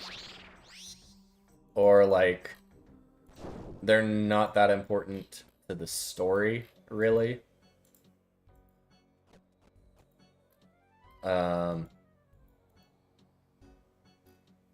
Yeah, there's, like, Monk's Friend. Who cares? Monk's Friend is, like, such an early quest with, like, I mean, good rewards for its level. 8 law runes for free at that level when you can't make them and they're really expensive. It's a good reward, right? So I think there's a lot of quests that, like, I don't really care too much about doing. But, like, definitely, I'm gonna take my time with Hopeseer's Will. Is that the Goblin Prayer thing that I need to do? Mage Arena 2, yeah. That's one I gotta do. Into the Tombs, I think that's just doing entry mode tombs. In Search, I don't know what In Search of Knowledge is. Frozen Door is just kill all Barrows, or kill all God Wars things. Kill all the God Wars bosses for the keys, and then go fight next.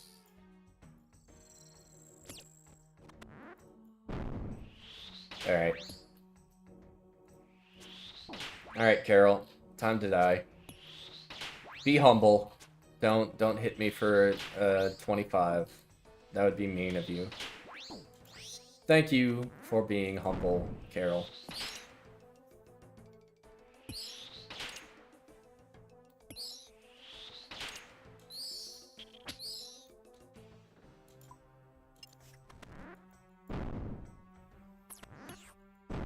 Like, the way that quests have been going recently is a lot of them... Oh, jeez. Okay, I'm just gonna hit the chest. Carol, stop! Nope. The way quests have been going recently is... yeah, there will be a big quest and it'll give some cool rewards, but that's not the end of the story, right? Um, like, I would really love to see a conclusion to the Majorot story, right? I can see them adding a couple more like quests in the Majorot storyline. Um, just to like tie up some other loose ends or like get ready for the last quest. But like if every time they release the next Grandmaster quest, they ended on a cliffhanger, that's going to get really, really tiring really fast. Because it's like, oh, I waited 2 years for this next huge quest. This quest that's going to, like, continue the storyline and make it, like, it's the biggest and best quest that's ever been released. And then I feel like Jagex is sort of shooting themselves in the foot if they leave it on a cliffhanger. Because then it's like, okay, you just released Desert Treasure 2. Desert Treasure 2 was the biggest, most ambitious quest ever made. And now you have to outdo yourself again.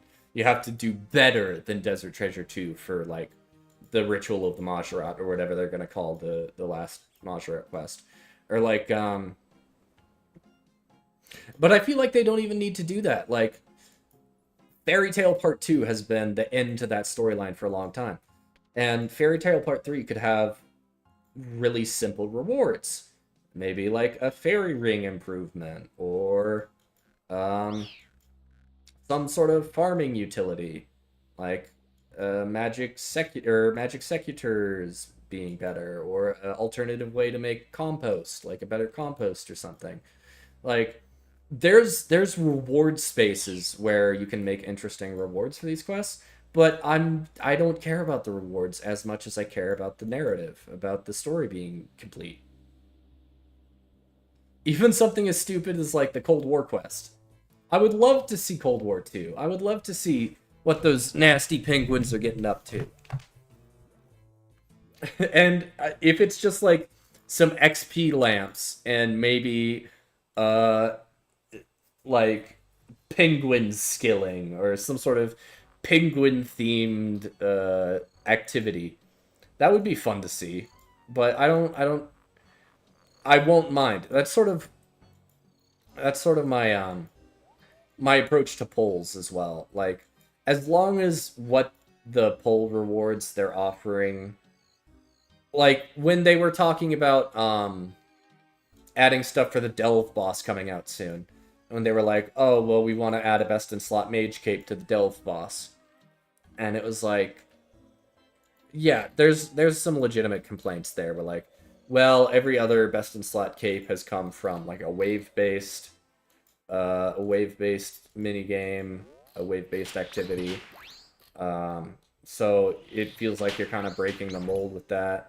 Or like when they canceled that, they offered like upgraded Zenites, upgraded Tormented Bracelet, I guess. And they were like, oh, well, let's not do that. Let's actually just do an upgrade to the Occult Necklace instead. I feel like the players are really good about sort of curating the kinds of upgrades that they think would be acceptable. Right? Because the Avernic Threads, or Treads? Avernic Treads or Avernic Threads? I don't know. The boots that are coming out. They're they're best in slot for every style, right? But at the same time, they're just a boot slot. Uh, Boot slot's never really been that important. So I feel like people are like, well, it means I won't need to bring a boot swap to TOA. It's like, save one inventory slot. That's save one or two inventory slots at the most. That's what the update is. And with that sort of, it's not really that much power creep. Because you can take, like, an extra brew. You can take an extra restore or an extra potion. It's really not, like, super impactful. But I think the big problem with Magic at the moment, and this is something No Monkey pointed out when he was talking about the reward space for the Delve boss, was the Shadow has put Jagex in a really difficult position. The Tumikin Shadow is so strong, and its passive effect is so busted that it's really hard to make interesting and powerful magic gear that doesn't just make the Shadow absolutely busted, even more busted than it already is. Right? And that also goes back to, like, the Shadow was not originally pitched for TOA. Originally, it was like this interesting sort of 3-tick powered wand that hit like 2 or 3 times normally, and then the 4th one was like a big hit at the end of it. And it was like really funky and a lot of mechanics going on, and people were like, this is too complicated, man. Just give me big number stick. And then Jagex was like, alright, you wanted big number stick, and now we're living with the consequences. We are living with the consequences of wanting big number stick.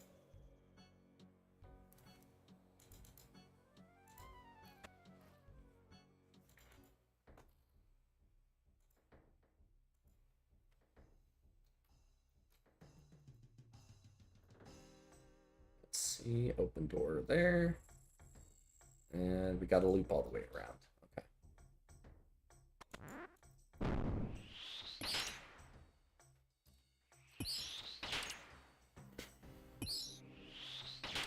There are some changes I saw.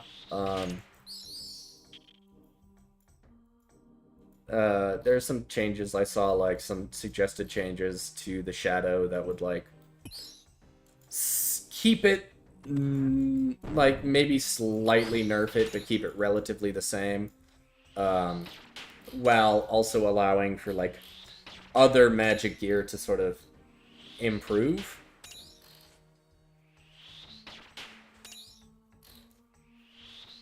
Oh, I don't know.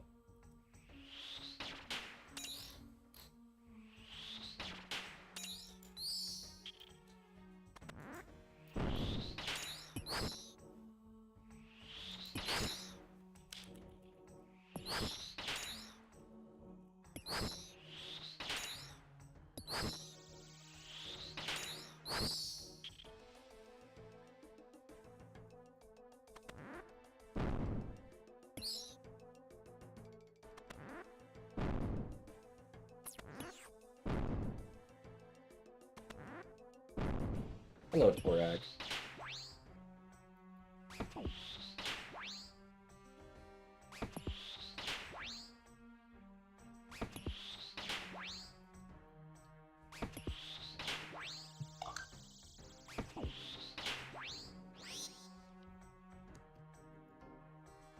Okay, 88%.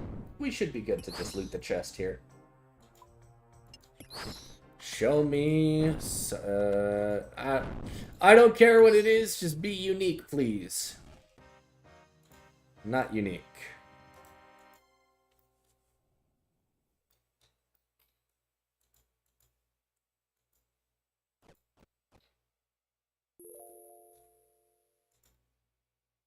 But we can get to 500 KC this stream.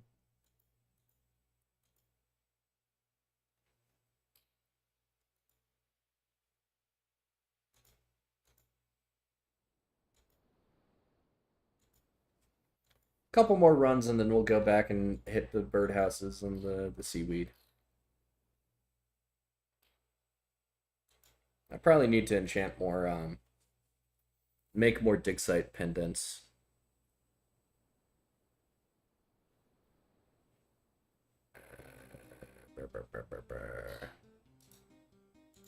How many dig site pendants do I have? I have 2 full, 1 half used, and then I have 3 ruby necklaces. How many rubies do I have? I got plenty of rubies. We're fine. We'll have to do a little bit of crafting, but we're fine. there is no problem for me.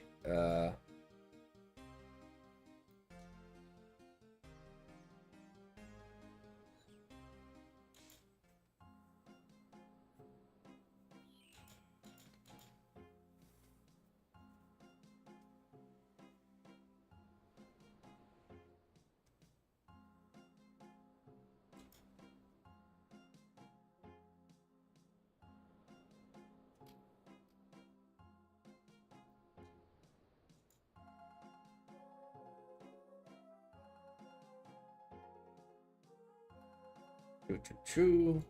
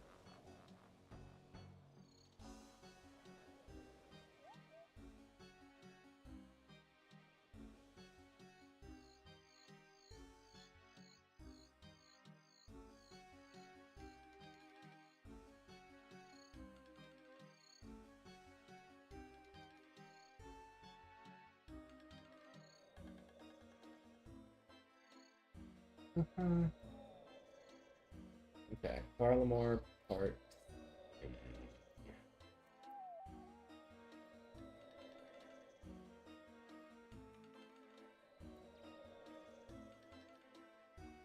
Parlamore Final Dawn reward proposals.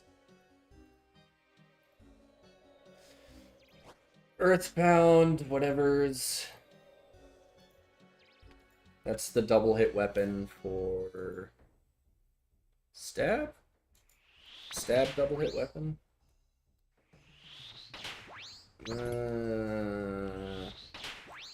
I don't know how well the stab double hit weapon is going to work, because it's sort of designed for... the only thing that really makes double hit weapons good in old school is the negative flat armor. And the problem with that is the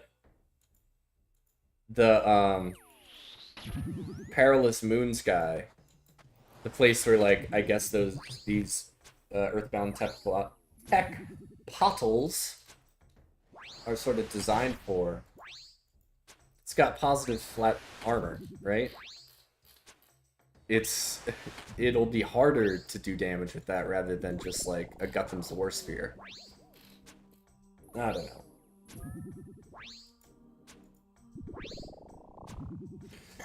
Okay, Delve mechanics. When Ayek is defeated, it will descend further into its burrow. Chasing after it into deeper levels increases your chance to receive unique drops. Nice.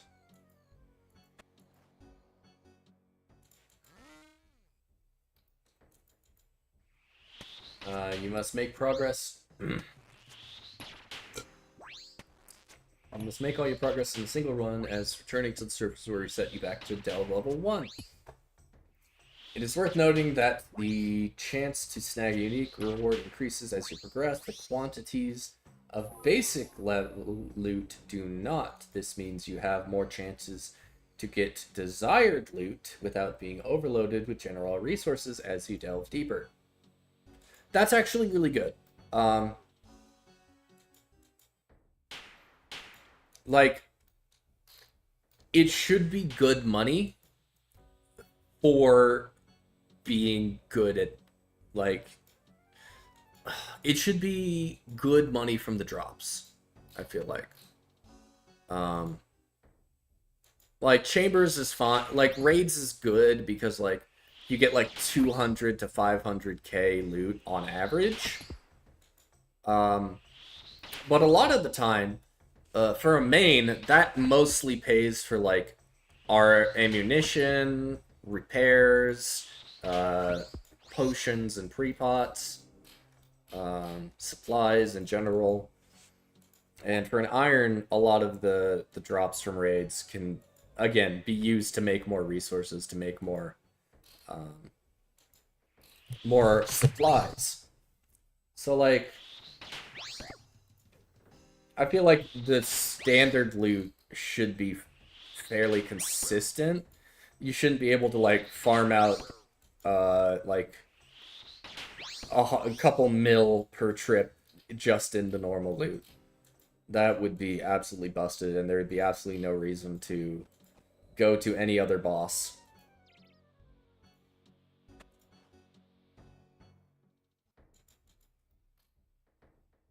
Because you're just like, oh, I'll just delve for like a weekend and then buy everything I need.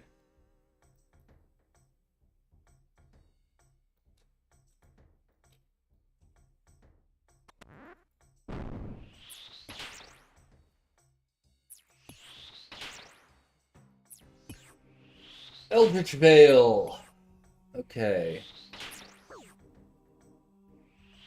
20 magic attack and 10 in all defenses. Very nice. First time we're seeing a magic-only amulet with defense on it. Prayer plus 3, great, and magic damage 7%, which is 2 more than the occult. Very nice. Vernic threads. Yeah, it is. I thought they were vernic treads like boots, or treads on the sole of your shoe. But no, a vernic threads. Treads? Yeah, no, it is treads. What am I? I'm dyslexic. God. Diabolical Aegis. What is the Diabolical Aegis?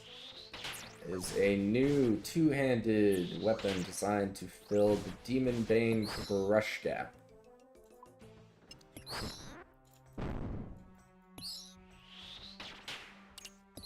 Is there a Demon Bane crush gap? I mean...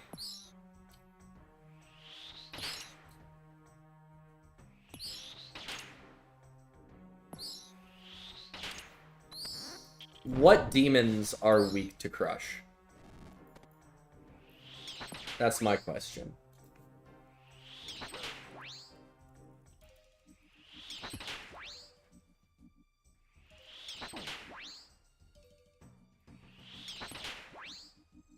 Let's look. OSRS and the Sire. Abyssal Sire. What are its... So Abbey Sire is weak to stab. I think Serb is also weak to stab.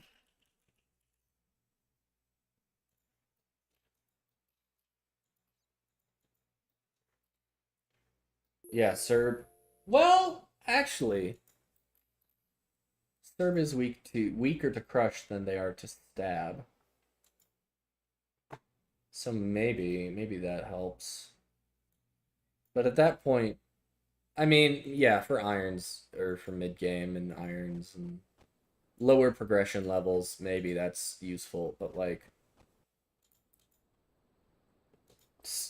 crush weakness on Serb is mostly people using the scythe.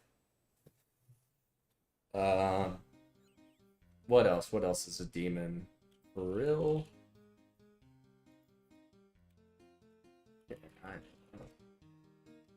Brill to Staroth. 70 stab, 80 slash, 80 crush. Yeah, so not really weak to crush there.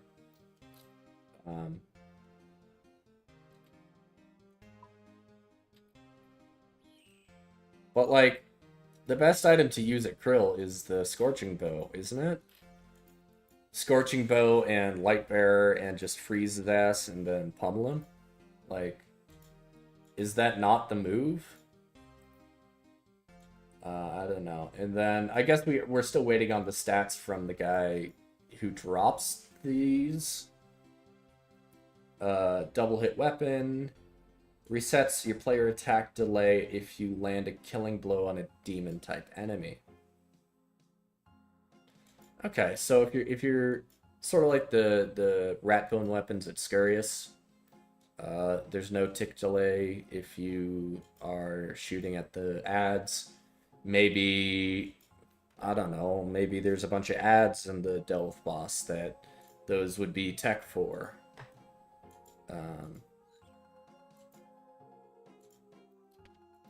I don't know.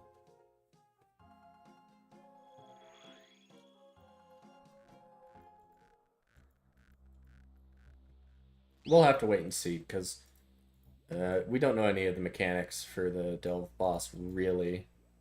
We know generally what it does, but like the actual fight mechanics, we have no clue. So that'll be interesting to see when that comes out. Our goals was to include a niche reward that's particularly against the boss that drops it. Okay, so since Oth Ayak is a demonic creature, the Demon Bane effect was an obvious choice. Okay, so from what they're writing here, I'm assuming it's gonna be weak to crush. Because, like, why else put this here?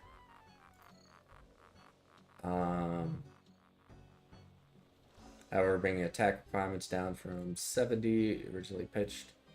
Is Nightmare of Ashihama a demon? I don't think so. I think the Nightmare is its own thing. I don't think it's a demon. Sisterhood Sailor Slave, Sunny's Nightmare, Ironman Group, Lucid Siege, yeah, no, I do not think that that Nightmare would be affected by Demon Bane at all. And why would it? I mean, it's a big scary ghost thing, but a demon? I could see it in the lore, maybe, but yeah, probably not.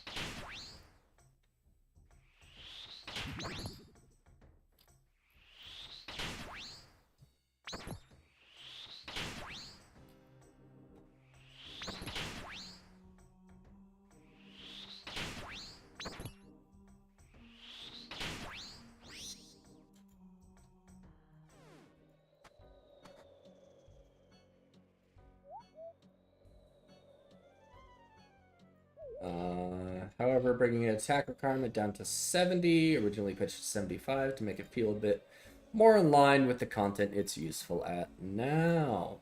Okay. As well as the Demon Bane bonus.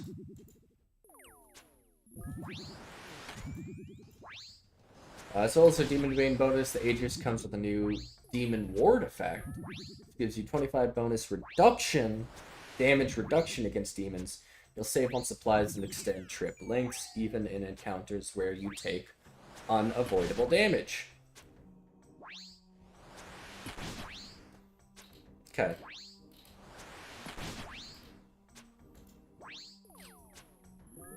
More of a tanky outlast kind of option for demons. We'll have to see where that's useful. Could be useful at Krill for a little bit. A little bit chiller of a time at Krill, because Krill hits like a truck.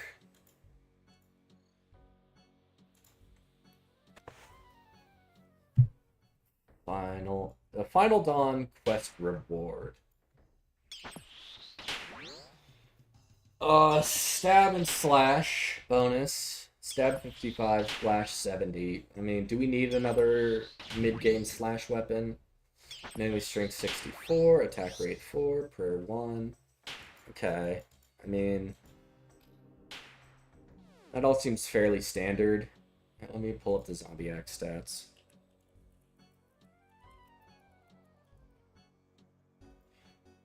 Zombie Axe is 105/90 crush and 107 strength, but it's 5 tick. Yeah, it's 5 ticks.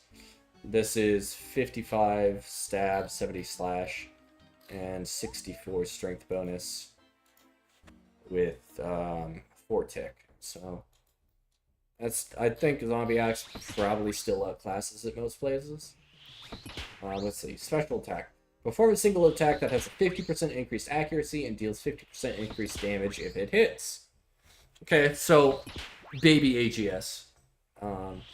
If the hit is successful, the target is guaranteed to have the burn effect applied to them, dealing an extra 10 damage over 40 cycles, 24 seconds. Okay. I don't know if it's a quest reward. Maybe it'll be cheap to get. Sort of a budget anti-PKing weapon. Could be cool.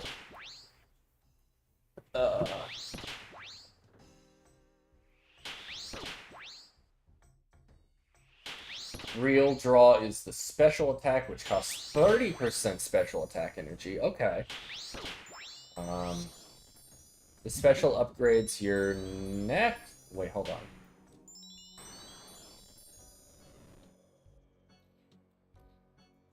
The special attack increases your next single attack with 50% accuracy and a monumental 50% extra damage if it hits. In addition, a successful hit will apply burn, much like the Burning Claws, potential stepping stone while working towards Gothic Sleeps.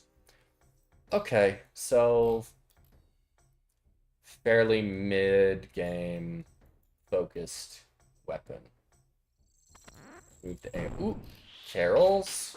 I'm gonna kick your ass until you give me your shirt, buddy. Give me that shirt.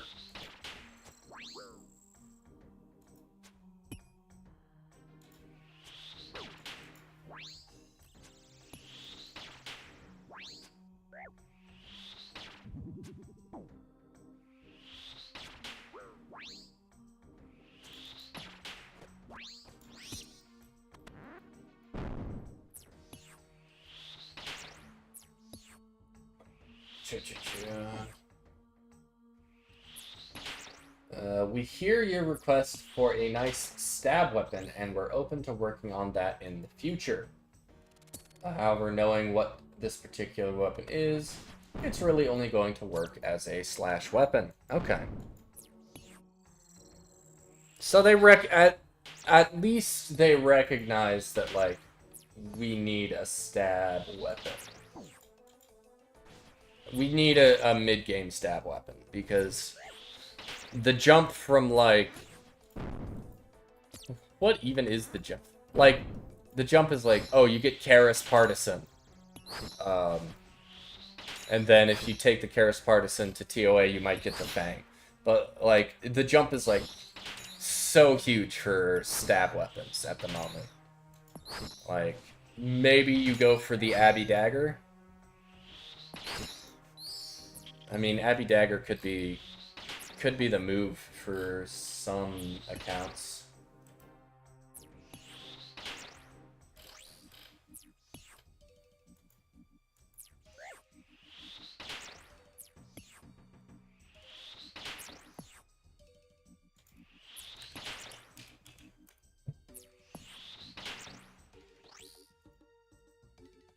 %. That looks good. Hello? Is that not the door I need to go through? What door do I need to go through? Is that one? Gotta go all the way around?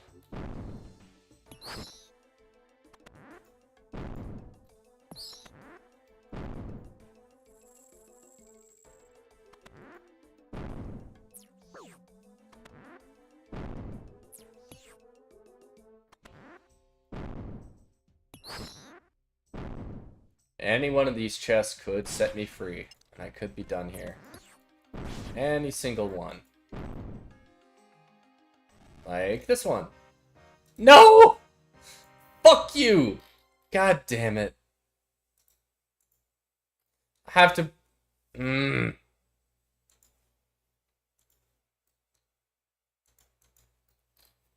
That's my third Torag's helm.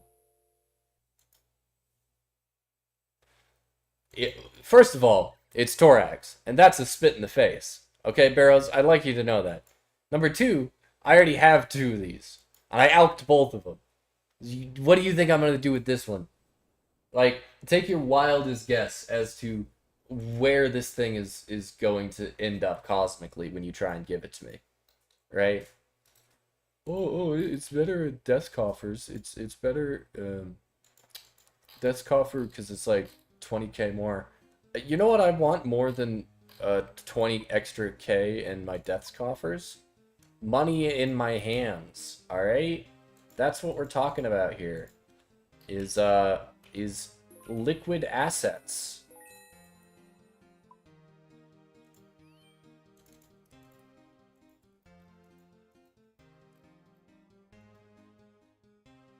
Should have known Torag would hit me with some bullshit like that. But hey, there's always the back-to-back.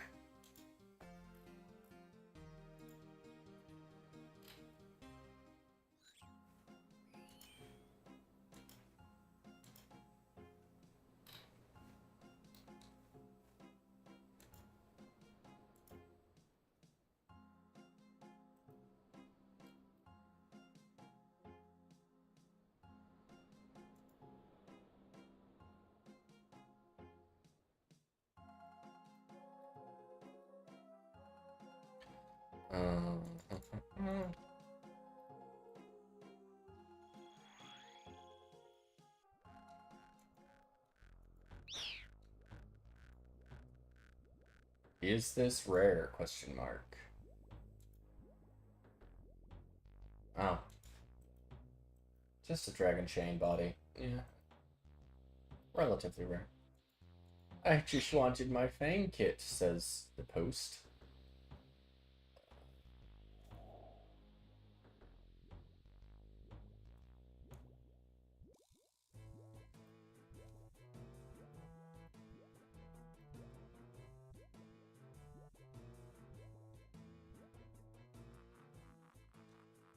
Whoa, wait, what the hell? Okay. Tombs of a Masket. 100 regulars, 148 experts. 3 shadows. 3 fangs. 2 wards, and then 1 Missouri top, 1 Missouri helm, 1 Missouri pants, and a light bearer. So only missing the Missouri top to get all the uniques from there. That's sick. That's huge. That's a huge collection log. Very lucky. I just want 1 shadow, and I'll be happy.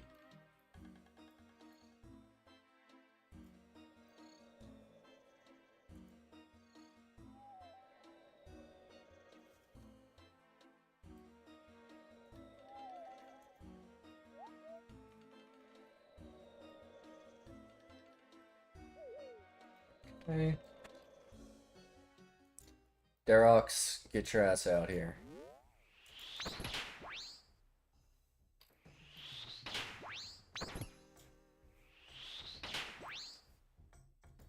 You're a stanky, nasty, ghostly bitch.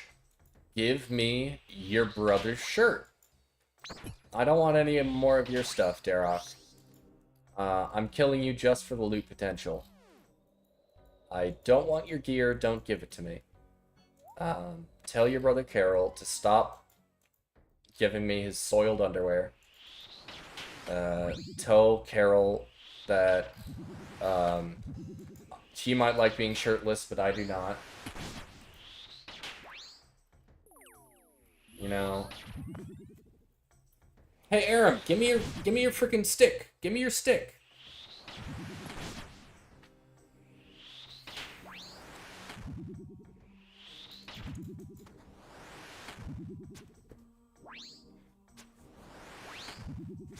I'm gonna keep coming back here and beating your ass to give me that stick, Aram.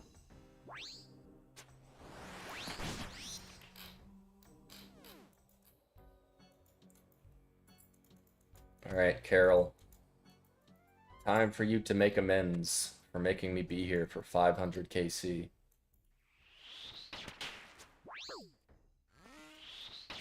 You've been nasty to me, Carols. You've been responsible for at least one of my deaths here, I think.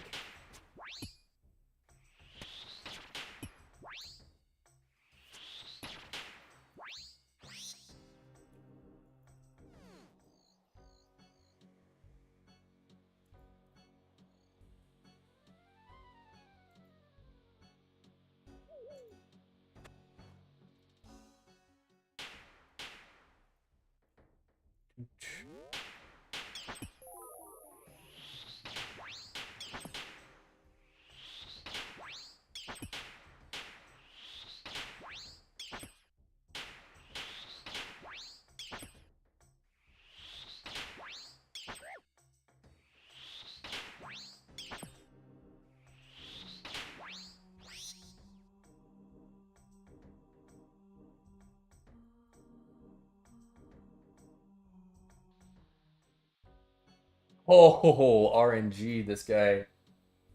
68 KC at Araxor gets a full Nox Halley and the Rancor.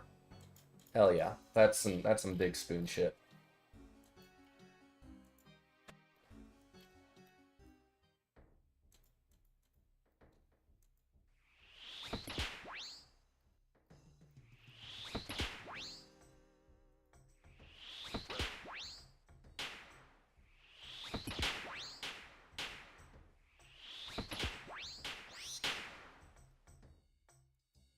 Did I kill him? Yeah, I killed him.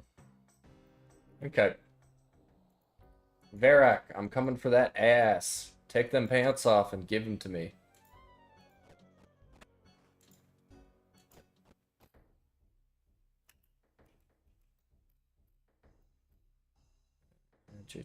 That door opens. Okay. There he is. There's the guy. There's the birthday boy. Get your teeth knocked out, piece of shit. Give me your skirt.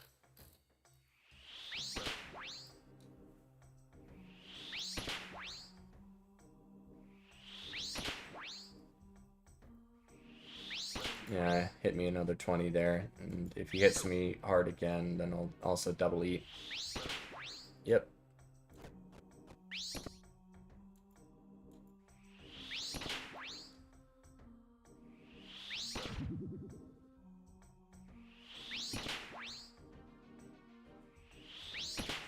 There we go.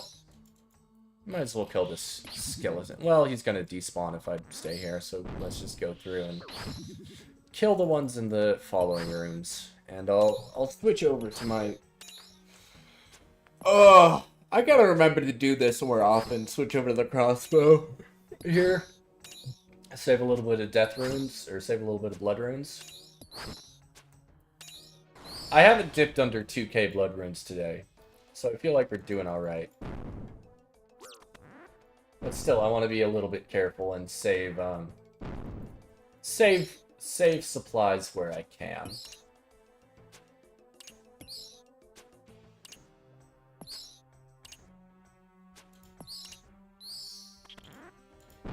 Okay, one more kill, and I think we're at a good amount of loot potential.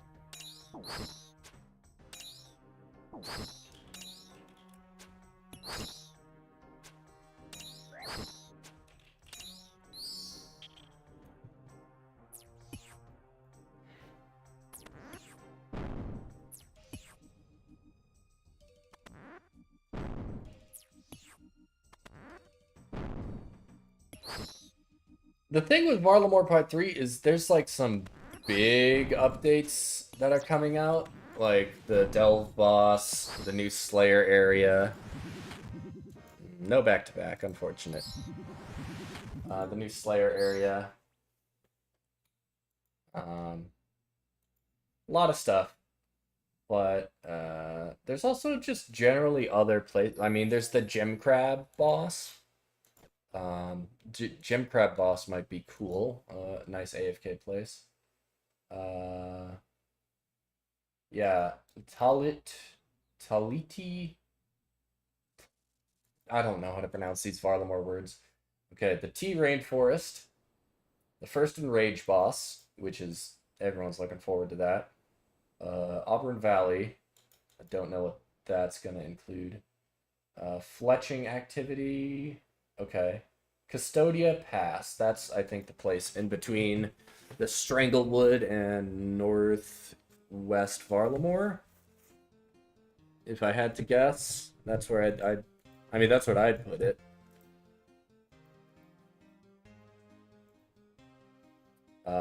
New Slayer Dungeon and Twilight Emissaries as the final quest.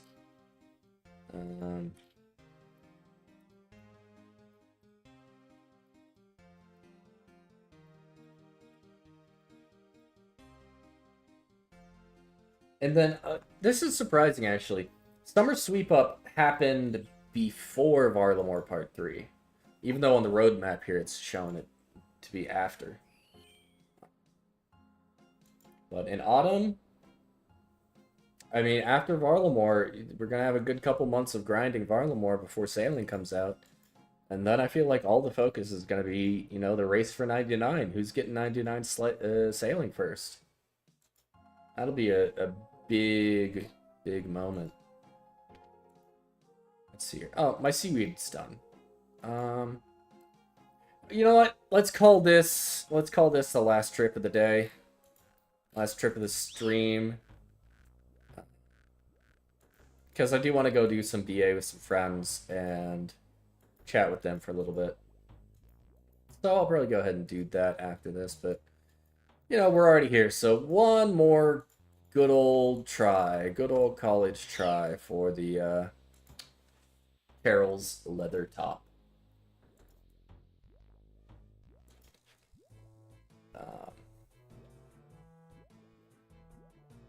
Sailing. Man,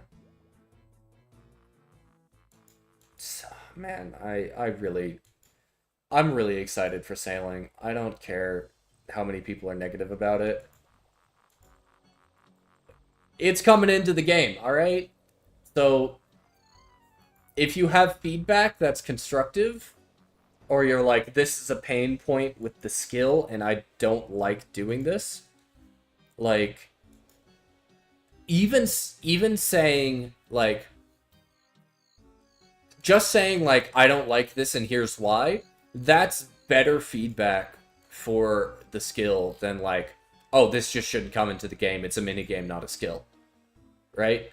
Because that includes no information.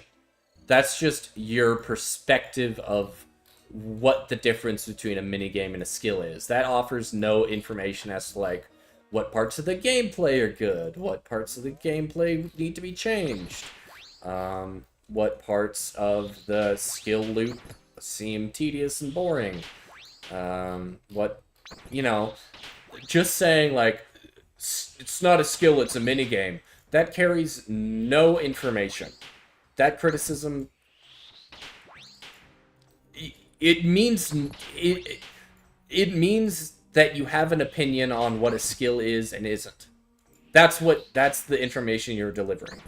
You're not delivering, like, oh, well, I think sailing would be better if, you know, this or that, or sailing would be better if you could train it in this way. The statement, it's a skill, it's a minigame, not a skill, doesn't offer any information. And in that case, fine, we'll call it a minigame then. How could the minigame be improved, right? You're just arguing over what we call it rather than what it should be. It annoys me. I don't like that.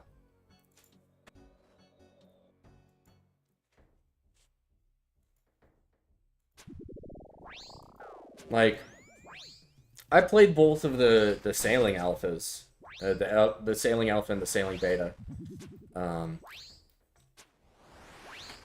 and like everything worked and everything was there, and like I played it for a couple hours and I was like, you know what, this seems fine, you know.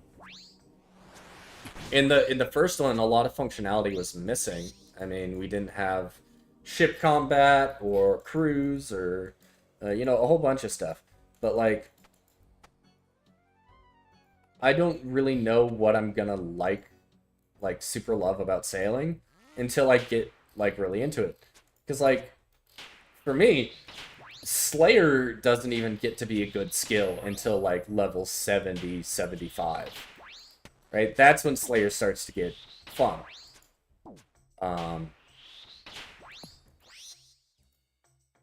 up until then, Slayer's, you know, it's tedious and hard to do, and you got to safe spot everything, and you don't really have much good gear, so you're kind of doing really low DPS, and you're getting low XP an hour, right? There's just,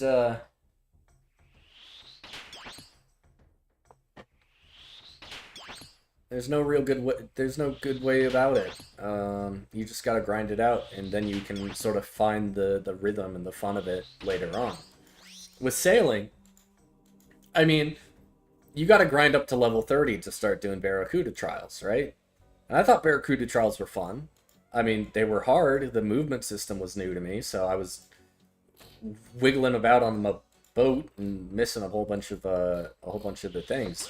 But I'm sure grinding grinding sailing for long enough, the movement system's going to become more intuitive. The skill of actually navigating and moving correctly, it's a completely new movement system. So yeah, it's kind of freaky for a lot of people. To oh, we've had this very simple, kind of unintuitive but also very consistent movement system for so long that a new movement system just feels wrong. But I think it's great. I think it's another skill to master, and I think speedrunning Barracuda trials is gonna be a good thing, because it's the faster you do it, the more XP you get, the more rewards per hour. There's actual incentives, XP and loot wise, to become good at a new movement system. And yeah, it's scary because I'm gonna be a noob in my own game, right? But so is everybody. Unless you sat there on the beta worlds and you were grinding out sailing movement and perfecting it for hours at a time, everyone's gonna come into sailing with pretty much the same level of understanding of the mechanics.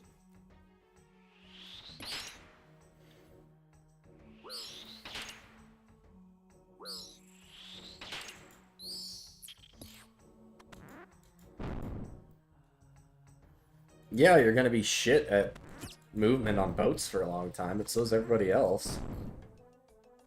Barracks! I'm gonna tell you this once, buddy. I want your pants. Not in a sexual way. I just need them. And so you're going to give them to me. Or I'll come back here and, yeah, beat your ass again. So think about that as you die. Right? Think about it.